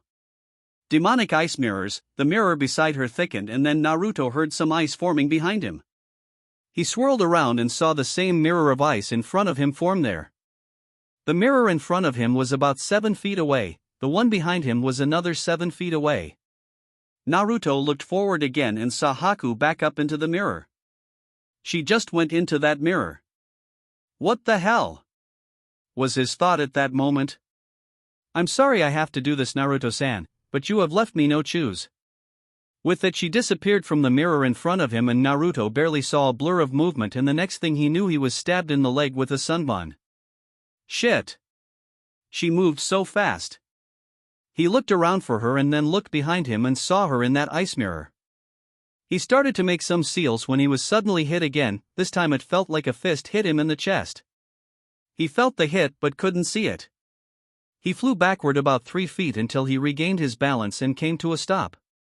Doing some hand seals as fast as he could, he managed to do them before he was hit again. Getting up and putting his hand in front of his mouth at the same time, he looked at the mirror with Haku still in it. Katan, Gokakyu no Jutsu. Grand Fireball. He blew out a giant fireball that was at least 8 feet wide at the mirror. It was a direct hit. Naruto stopped the fire and looked at his work. He was shocked to see the mirror unaffected whatsoever. Haku looked at him sadly. "You see, you can't win. Just give up. These mirrors can't be destroyed by weak jutsu like that." "I can't, besides I still have a few tricks up my sleeve." With that he got in a defense stance and waited. He didn't have to wait long as he was hit in the ribs and then from behind, and then stabbed with a few needles in the shoulders. He was on the ground by the time the attack stopped with multiple scratches and was bleeding quite a bit. He stood on shaky legs and looked at Haku in the mirror with determination. "I won't give up." She was taken aback by this but leveled a glare after she recovered. "Just stay down already. I could have killed you many times by now. Why do you keep fighting?" She was aggravated at him and her voice said it all. Naruto smiled a foxy grin at her that made her avert her gaze slightly blushing. I never give up. That's my nindo. My ninja way. With that he closed his eyes, and when he opened them again there was pure resolve in them. She narrowed her eyes at him. I don't know what you're planning to do, but it won't work. I'm going to finish this now. Naruto responded with only one word. Come. With such resolve it frightened her slightly. She shook it off though. She disappeared again. The second she was gone, Naruto hardened his gaze and took a step forward and disappeared just as quick. He reappeared right in front of the mirror and took a kunai out and stabbed it into the mirror. It sadly just bounced off harmlessly. Haku was in the other mirror and was shocked at what she just was. 1 second he was in front of her, and she was going to stab him, the next he was gone. Impossible. No one can move that fast. I see things in slow motion in here, and yet you're able to move faster than that. Naruto just grinned at her. How'd you like my first, 100% original move? I call it Shuunpa. Flash step. You didn't even have to make any hand seals though. Naruto's grin just got bigger. Yep. It's great, isn't it? Indeed. She tried again, and this time Naruto turned to the side and stepped forward, pointing to the left. He disappeared and reappeared 5 feet to the left with his left foot forward. He disappeared again and Haku looked around again. Where did he go? She thought frantically, looking around. She heard some swishing sounds to her right and saw some shuriken coming her way in the mirror. She paid no heed to them, but to where they came from.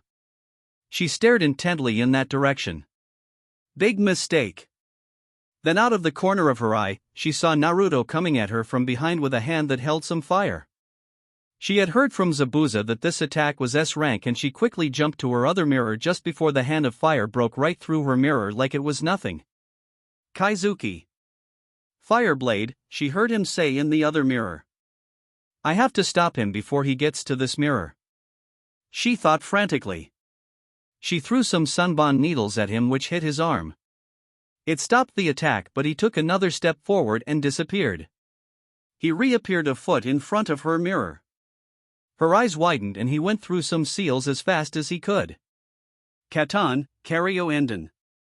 Fire Dragon Flame Missile, he breathed out a fire that hit point blank and shattered the mirror in a split second. Just before the fire hit though, Haku jumped out of the mirror in the nick of time. She didn't get out free though. Her right leg caught on fire. Naruto saw a blur of movement leave the mirror and swirled around to see Haku on the ground trying to get her pant leg to stop burning while trying to remove them. Naruto saw his chance to attack her and took it.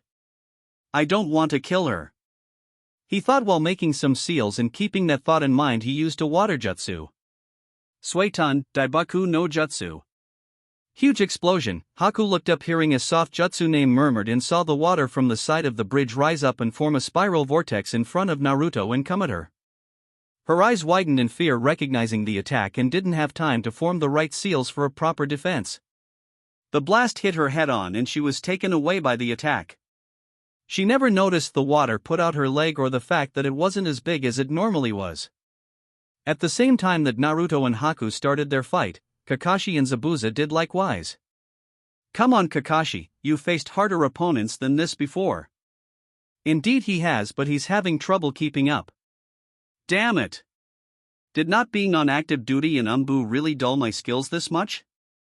He thought as he ducked under the head cleaver and tried to stab Zabuza in the face, only for him to disappear again into the mist. Ha ha, you're weak Hatake. Zabuza taunted again through the mist. Said person snorted and looked over towards where he could hear battles going on in the distance. Worried about your brats Hatake? Zabuza said from right behind him. Kakashi swirled around and managed to slash him across the gut, only for him to turn into water. Another Zabuza appeared behind Kakashi and chopped him in half. He also disappeared into water. Zabuza growled. Copying again Hatake. Why don't we try something new this time? He started to make some hand seals. Suiton, Koka Suijin. Concentrated water spikes, water around Zabuza started to form spikes of water and shoot them off into the distant mist. He heard some jumping around and dodging and went to help the clone out some. Kakashi heard the water coming and jumped backwards, avoiding the water spikes. He did this 3 more times until he started to make some seals while still in the air. Katan, Gokaku no Jutsu. Grand Fireball, the fire came out of his mouth and hit the water in the area around himself. It stopped the attack right away. He landed on the ground and had to once again dodge to the side to avoid the head clever sword from doing its name Sake. Kakashi landed again and looked over towards where he sensed a lot of chakra being used. Zabuza himself was looking that way. Kakashi was the first to say something. It seems my genin were able to defeat your Chunin. Naruto himself seems to be faring well also. Zabuza appeared in front of him about 15 feet away because he cleared some mist so they could see more. Indeed, your genin have beaten my Chunin, but Haku will win no doubt in my mind. Kakashi raised an eyebrow. Oh, care to tell why you think that way? Zabuza chuckled some before answering him. Because Hatake, Haku-chan was trained by me, and is at least a mid-Jounin level to a high Jounin level ninja. And so is Naruto. Kakashi pointed out. Zabuza chuckled some more. Yes, but that is when Haku isn't using her bloodline limit. When she does, she is even stronger than me and can take me down with ease. Kakashi was slightly startled and worried for Naruto. If that's the case, I better finish this fast and go help Naruto. He thought as he threw one shuriken at Zabuza. Zabuza just stepped to the side until he saw Kakashi going through some hand seals. Kage Shuriken no Jutsu. Shadow Clone Shuriken, the one shuriken turned into 50 and Zabuza jumped to the side having one still nick him in the ribs. The mist came back full force and Zabuza once again disappeared. Kakashi waited for another attack to come and after a few seconds it didn't. Where are you, Zabuza? What are you planning? He thought. Then realization came onto him and he rushed over to where Tazuna and Sakura were. He got there just in time to see Sakura put up a fabled defense to stop the giant sword of Zabuza who was right in front of her. Kakashi put on a burst of speed and was in front of her before the hit came. Too bad he didn't put up his own defense. Too late, Hatake. Zabuza said as he swung his sword down and cut Kakashi across the chest. He jumped back into the mist and Kakashi grabbed his wounded chest. Kakashi-sensei, are you alright? Sakura asked, shaking a lot at what she just saw. Kakashi just rolled his eyes at her. If a person was just hit with a sword, a huge one no less, would you be alright? No, Sakura, I'm not, but I'll live. He told her while giving her a small smile and jumping back into the deadly mist away from them. When he stopped running he could feel Naruto and Haku, which he was told was the hunter nin's name by Naruto himself. He felt both of their chakras start to rise.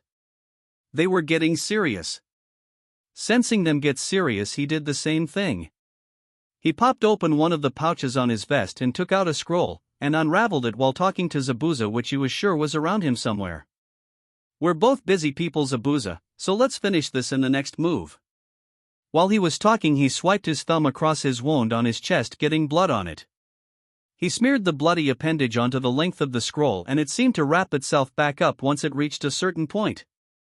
If you think you can beat me, Hatake, then you are seriously mistaken. Zabuza taunted again through the mist.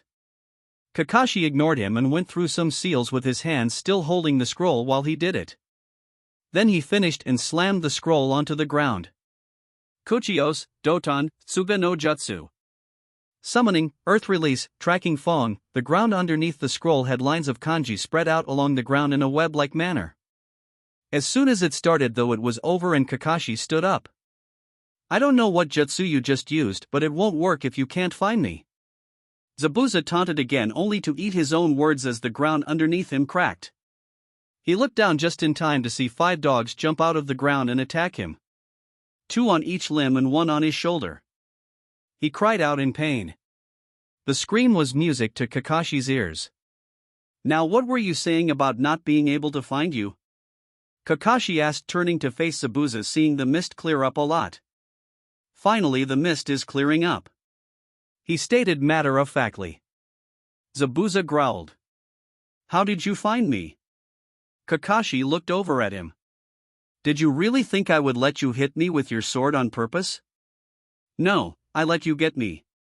I used my own blood on your sword to find you using my ninja dogs. Zabuza had a look of understanding on his face. So you're going to kill me now that I'm defenseless, Kakashi? Said person just grinned. Since you didn't accept Naruto's most generous and true offer, I have no choice. Any last words, Zabuza? Said man had a solemn look on his face. The offer was true then? You weren't going to betray us and turn us into the Mist Hunter Nin? Kakashi shook his head. No, Zabuza, Naruto is an honest person and doesn't go back on his words. It was 100% true. I see. They would have continued to talk if it wasn't for the sound of rushing water coming their way. By now almost the entire bridge was clear of mist. Enough where everyone could see each other. Most importantly though, was that Kakashi and Zabuza could see the incoming cyclone of water coming straight for them. Kakashi's eyes widened and he jumped to the side, but Zabuza wasn't so lucky. He was held down by 5 dogs and couldn't move. Zabuza himself was wide-eyed. Not because of the attack coming straight for him. Well, maybe a little. But because the person inside of that attack was none other than Haku. His brain came up with the quick conclusion of what happened. Haku lost. Right after he thought that, he was hit directly with the full force of the water and one shinobi girl.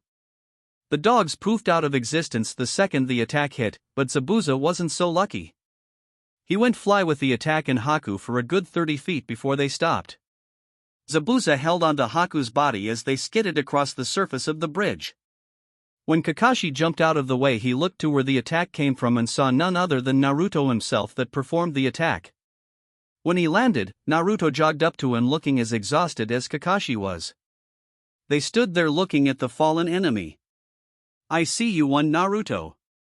Kakashi stated offhandedly as he covered up his Sharingan eye with his headband.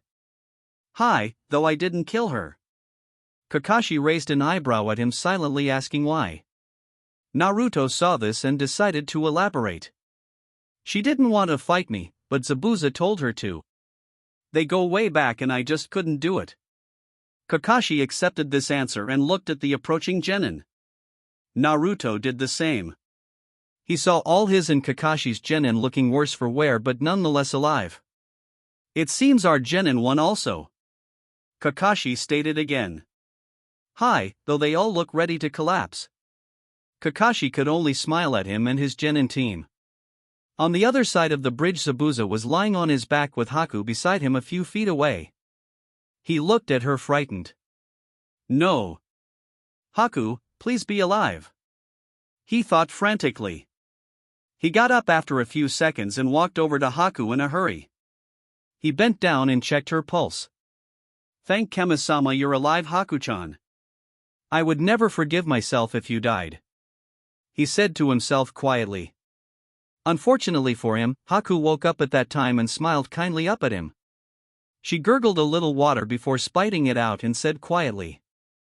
Thanks you, Zabuza-sama.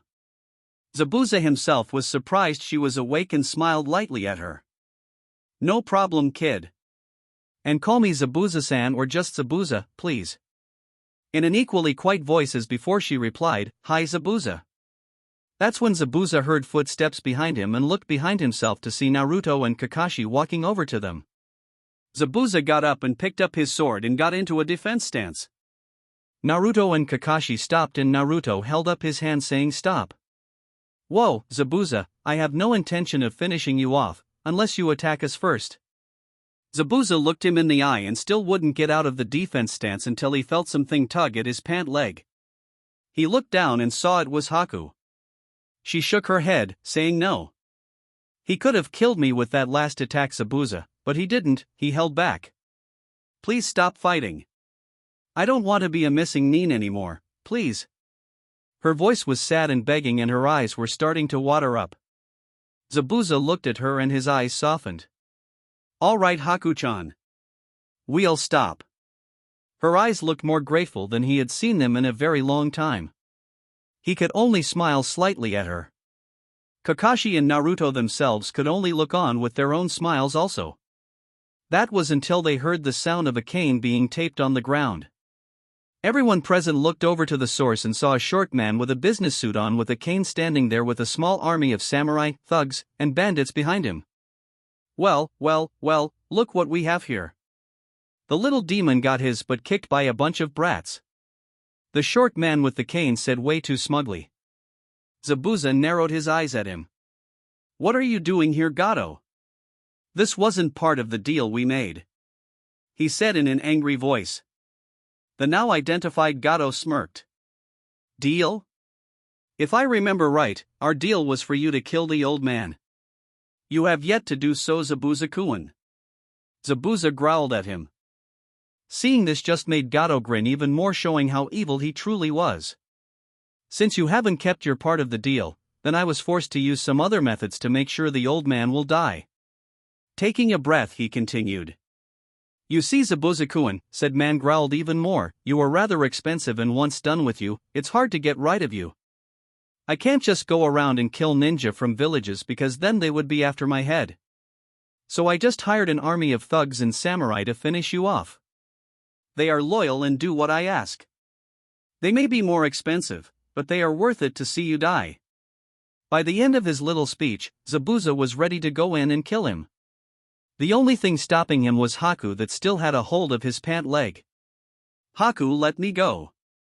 I'm going to kill that flea bag, he said in an angry voice directed at Gato, not Haku. She still didn't let go. He would have yelled at her to let go if Naruto didn't step forward and start to talk. I suggest you leave now, Gato. You won't be able to defeat 3 Jounin-level ninja, he said in a calm but cold voice that sent a chill down the genin present in Gato's spine. Oh, and what is a little punk like you going to do about it? This. With that, Naruto started to make seals at a fast rate, only to stop as Gato snapped his fingers and one of the bandits stepped forward holding a tied-up Tsunami that looked rather unharmed except for a small bruise on her cheek. If you try anything, brat, I'll have this woman killed, he said with glee, seeing them all glare at him. Tsunami! What have you done to her?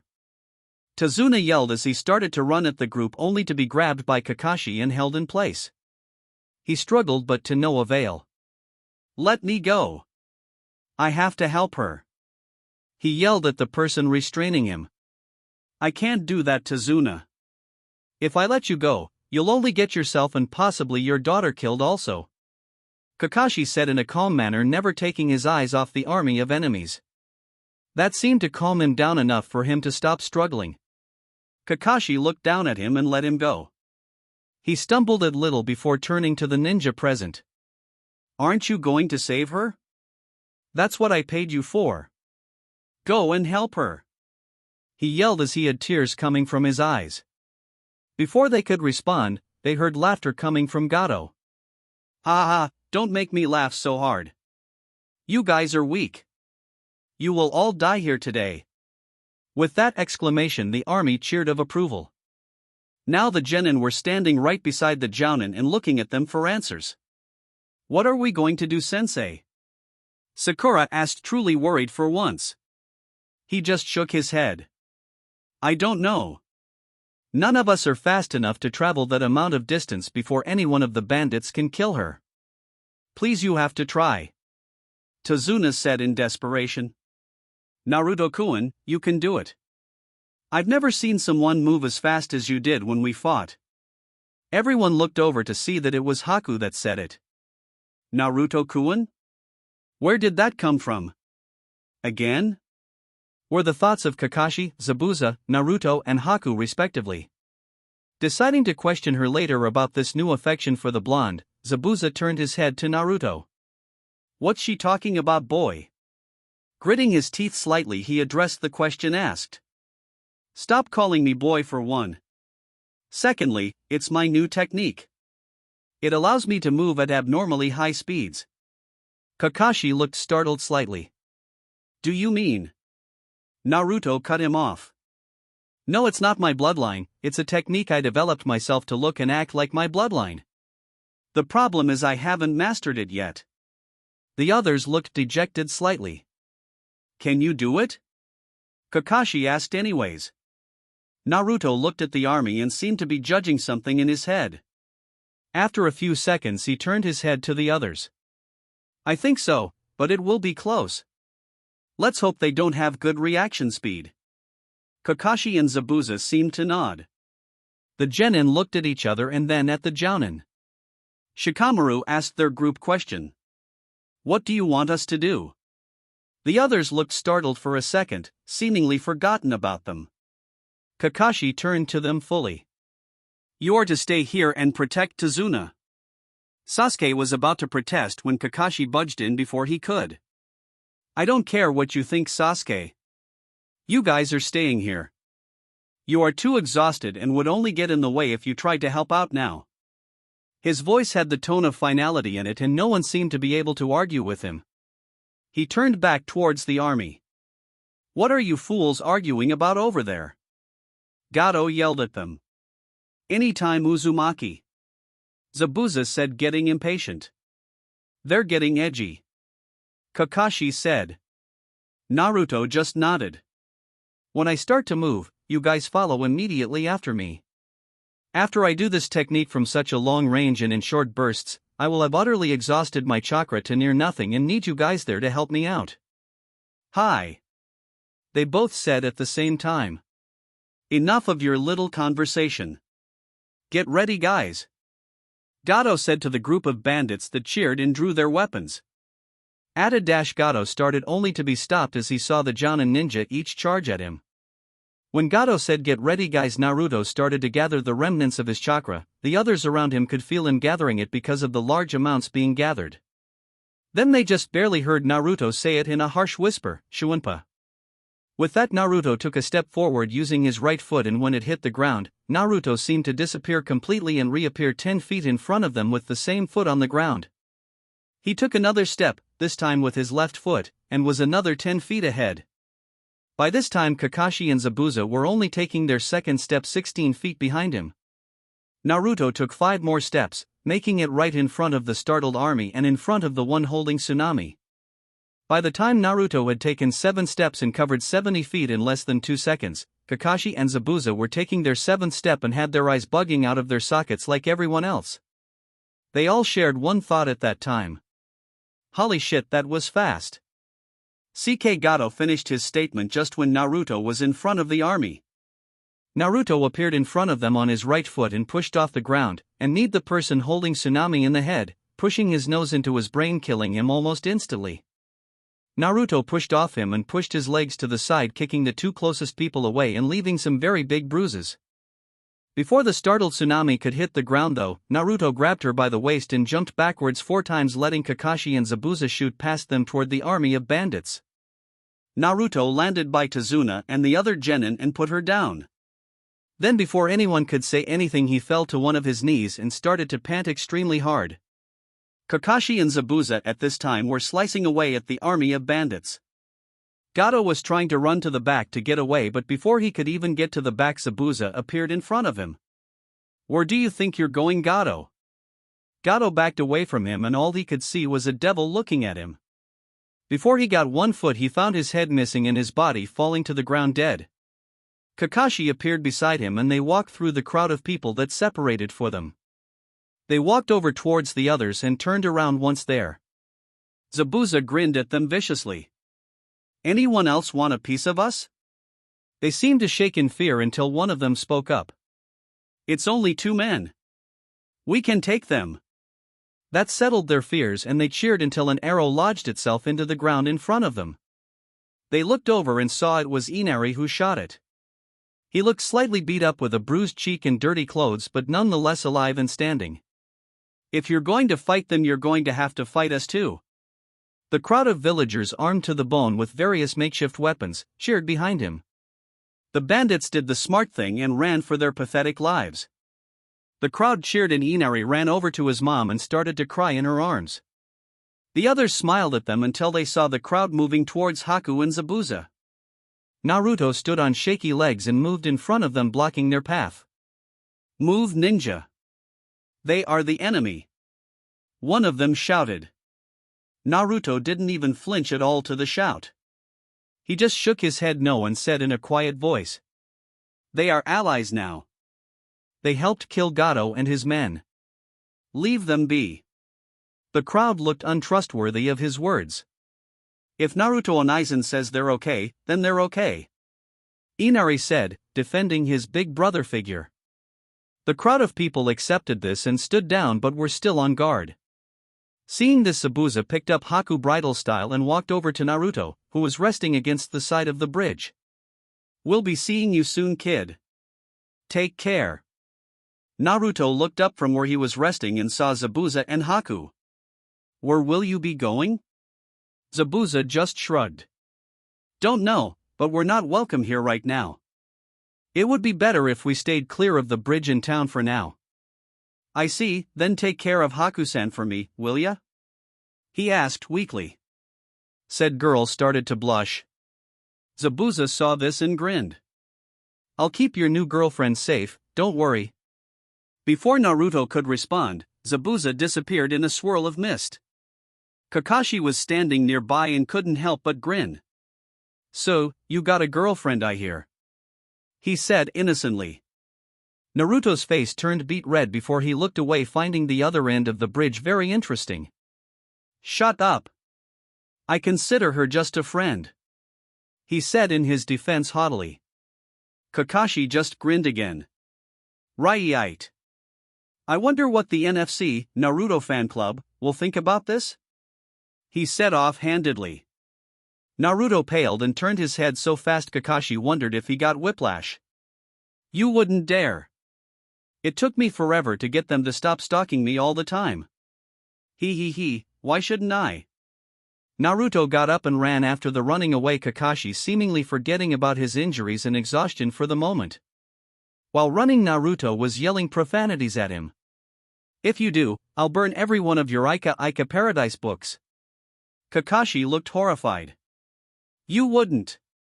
Naruto had an evil glint in his eyes.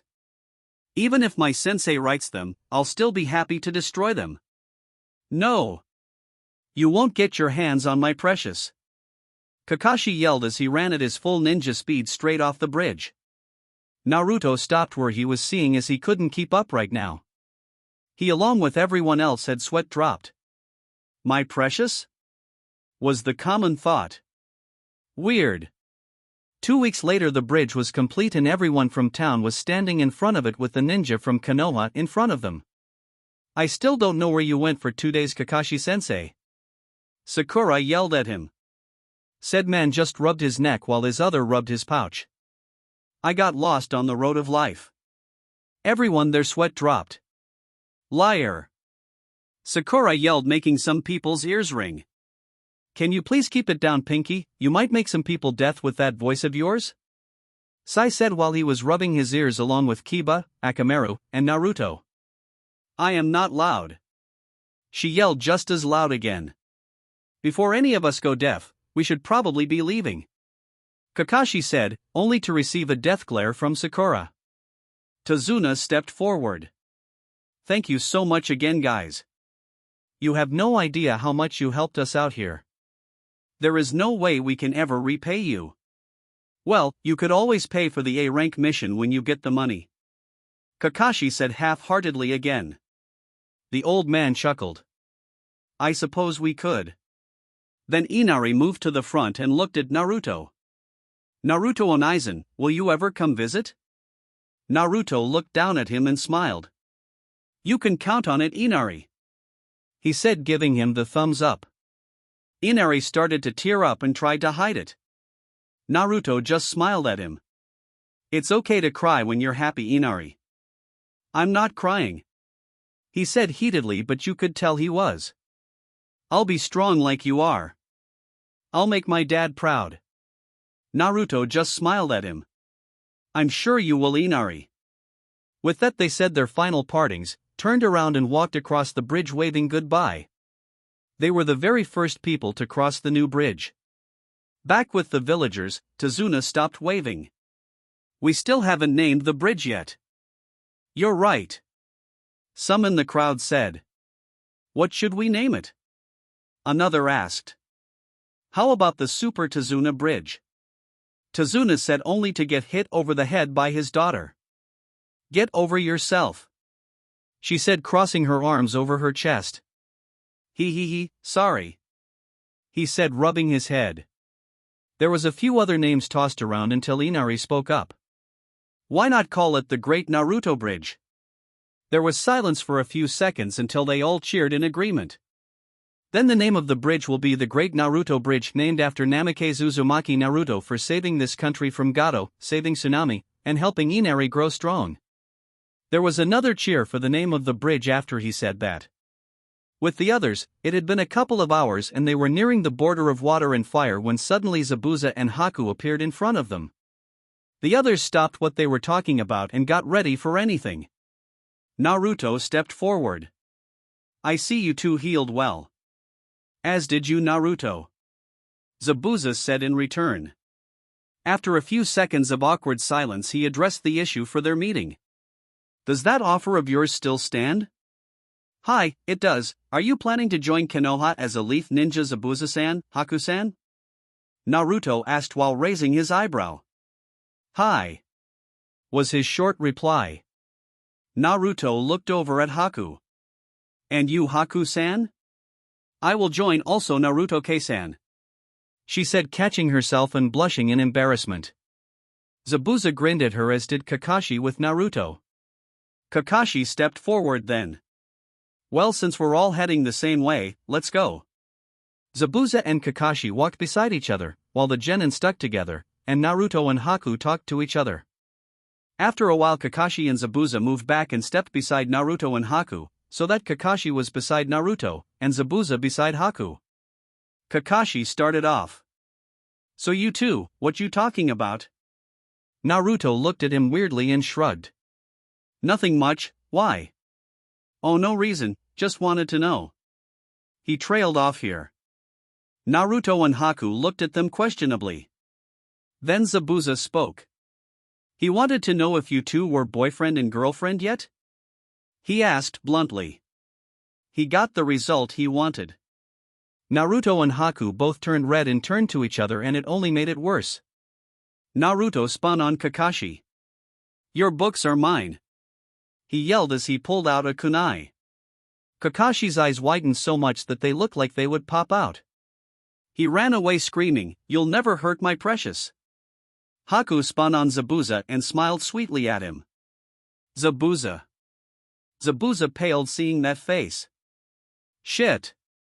She only smiles like that when she wants to kill me in the most excruciating ways, he thought as he started to sweat a little. Why, yes. Can you hold still for a second? She pulled out one of her Sinbon needles and stepped forward with that sweet smile of hers still on her face.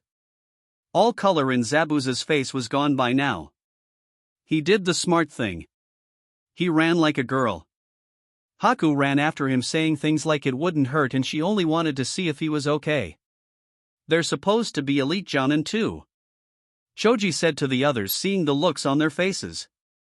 The others in the group sweat dropped at this and ran after their senseis and their 2 additional members back to Konoha. A day later they arrived back at the village thanks to running full speed most of the way, thanks to Kakashi and Zabuza running for their lives. When they reached the gates they were stopped and asked for identification. Namikaze Naruto returning with my team from our mission, he stated nonchalantly. Kakashi mirrored him. Hatake Kakashi returning with my team from a C-A-ranked mission, he also said in his usual tone of voice. The 2 guards could only nod their heads at first. They were surprised that Genin survived an A-ranked mission even if they had 2 of the best jounins in Konoha with them. Then they noticed the other 2 people that weren't on the teams. They looked at them questionably before they asked who they were. And these 2? They pointed to Haku and Zabuza. Naruto scratched the back of his head sheepishly. Oh my bad, well these 2 are Momochi Zabuza and this is Haku. They will be accompanying us to see the Hokage. One guard looked them over and then nodded. Very well, Hokage-sama has been a bit confused as to the delays in your mission anyways. Naruto and Kakashi nodded and turned to their own teams once inside the gates of Konoha. Alright guys. Naruto started, now that we have returned from an A-ranked mission, you will have some time off to recuperate. I will give you guys 2 days of free time. On the third day I want you to show up at training field 19 at 7 in the morning. If are late I will double all of your weights. Each person of Team 10 had the same thought. No. Not more weight. Naruto just turned and walked away, leaving his students in a vision of painful training. If one could see Naruto's face right now, they would see an evil grin on his face and a devilish spark in his eyes. Unfortunately, Zabuza saw a side glance at it and unconsciously shivered. Note to self, never piss him off too much, that look is like Haku when she does that sweet smile. This thought brought another shiver to him. Kakashi just walked up to his team and looked down on them. You have the next 2 days off to relax, be at training field 7 at 7 in the morning.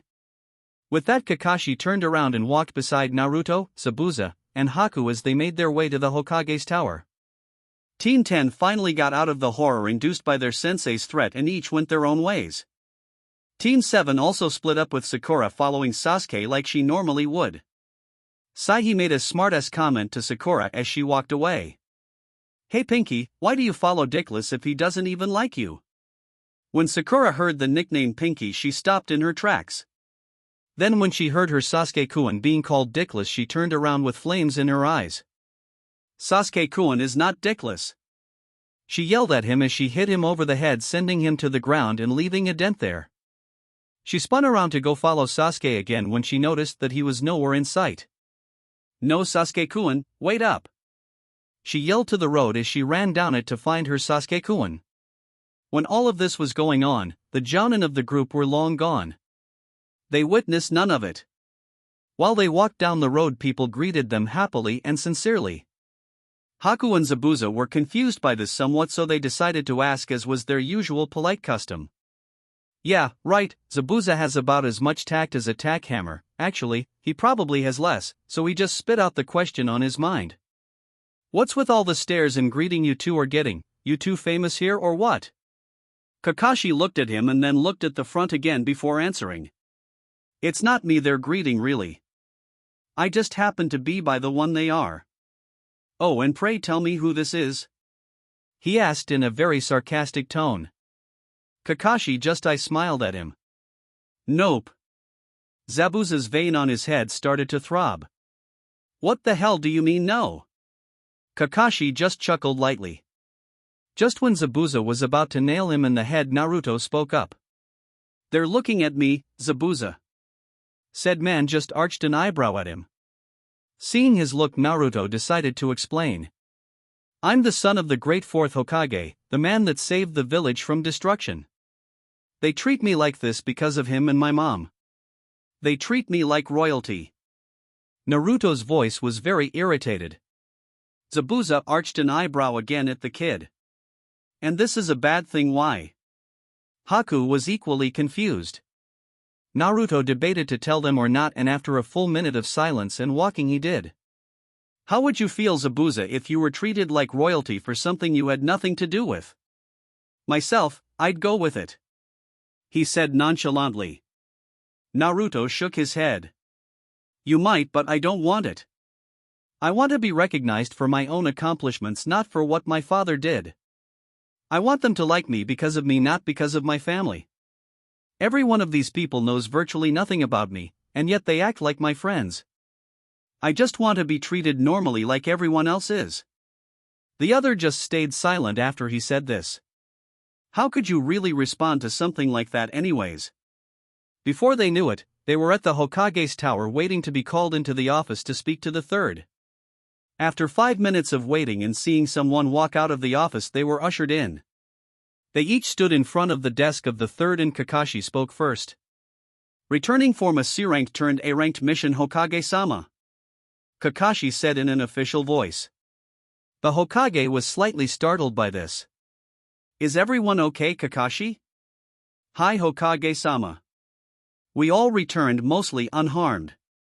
The worst injuries were just some deep cuts. The Hokage nodded his head.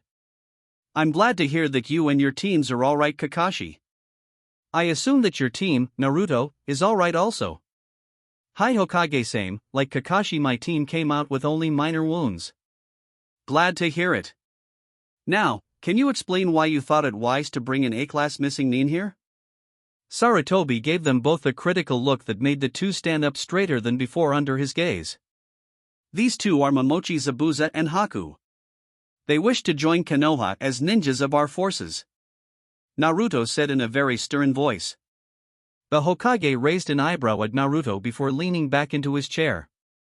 Haku I have no problem with, but you Zabuza I can't let join our forces. Both Haku and Zabuza tensed, getting ready to leave at a moment's notice.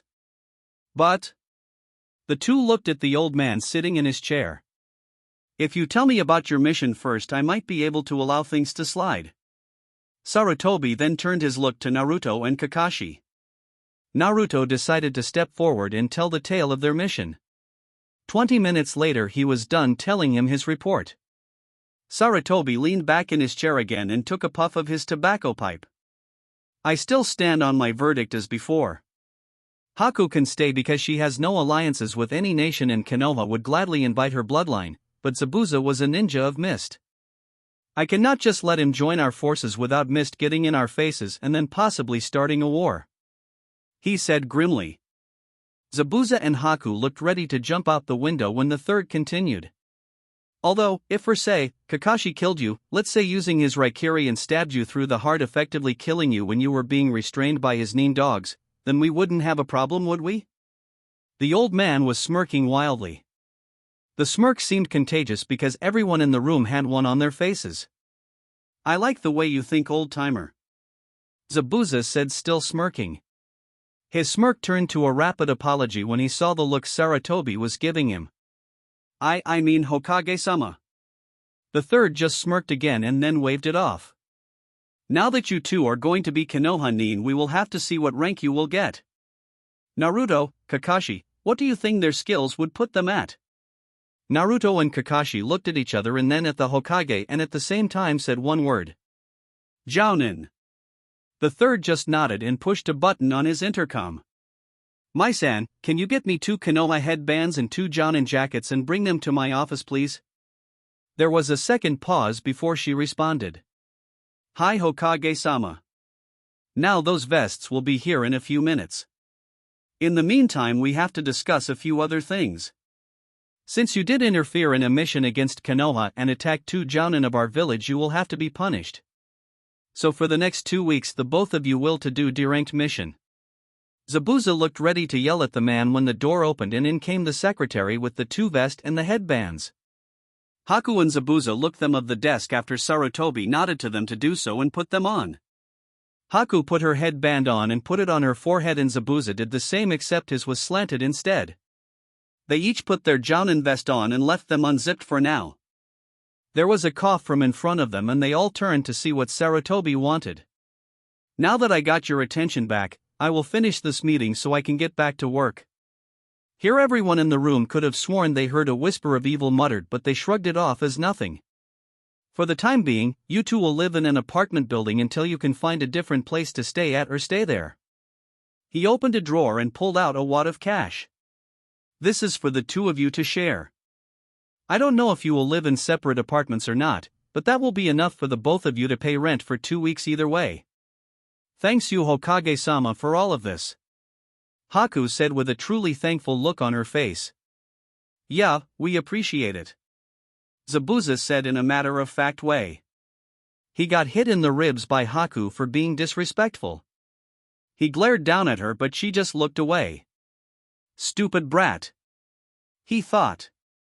Sarutobi just smiled at them. If there is nothing else you may leave.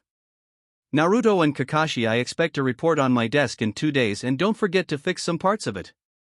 Not a problem Hokage-sama, Kakashi replied as he poofed out of the office. Naruto replied with a simple, hi Hokage-sama. He then turned to the other 2 in the room. Come on you two, I'll show you around Konoha now. With that they walked out of the office leaving the old man to his work. The said man looked down at his desk and his eyes widened in surprise and fear. How in the 9 layers of hell did the paperwork grow? He half yelled, half cried. Then he remembered something from 15 minutes ago. The door opened up and in walked a young woman of about 25 years of age. You asked for 2 Jounin vests and 2 Konoha head protectors, right, Hokage-sama? She asked as she carried in the said items. She walked over to the desk and put them down with a stack of papers a foot and a half tall under them. While she bent down, her breasts giggled and it caught Sarutobi's eyes. He watched them for a few seconds until she stood back up. Will that be all, Hokage-sama? She asked sweetly. Shaking his head in a barely noticeable manner to clear his head, he responded.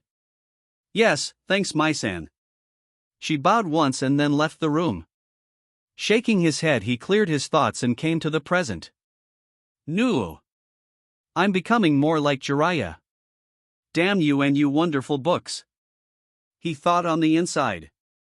Then he looked at the stack of papers. You're evil, you know that. I hate you. Of course the papers just sat there innocently. Don't mock me. With that he grabbed one and started to read through it. Thank you for watching this video. Please make sure to support this channel.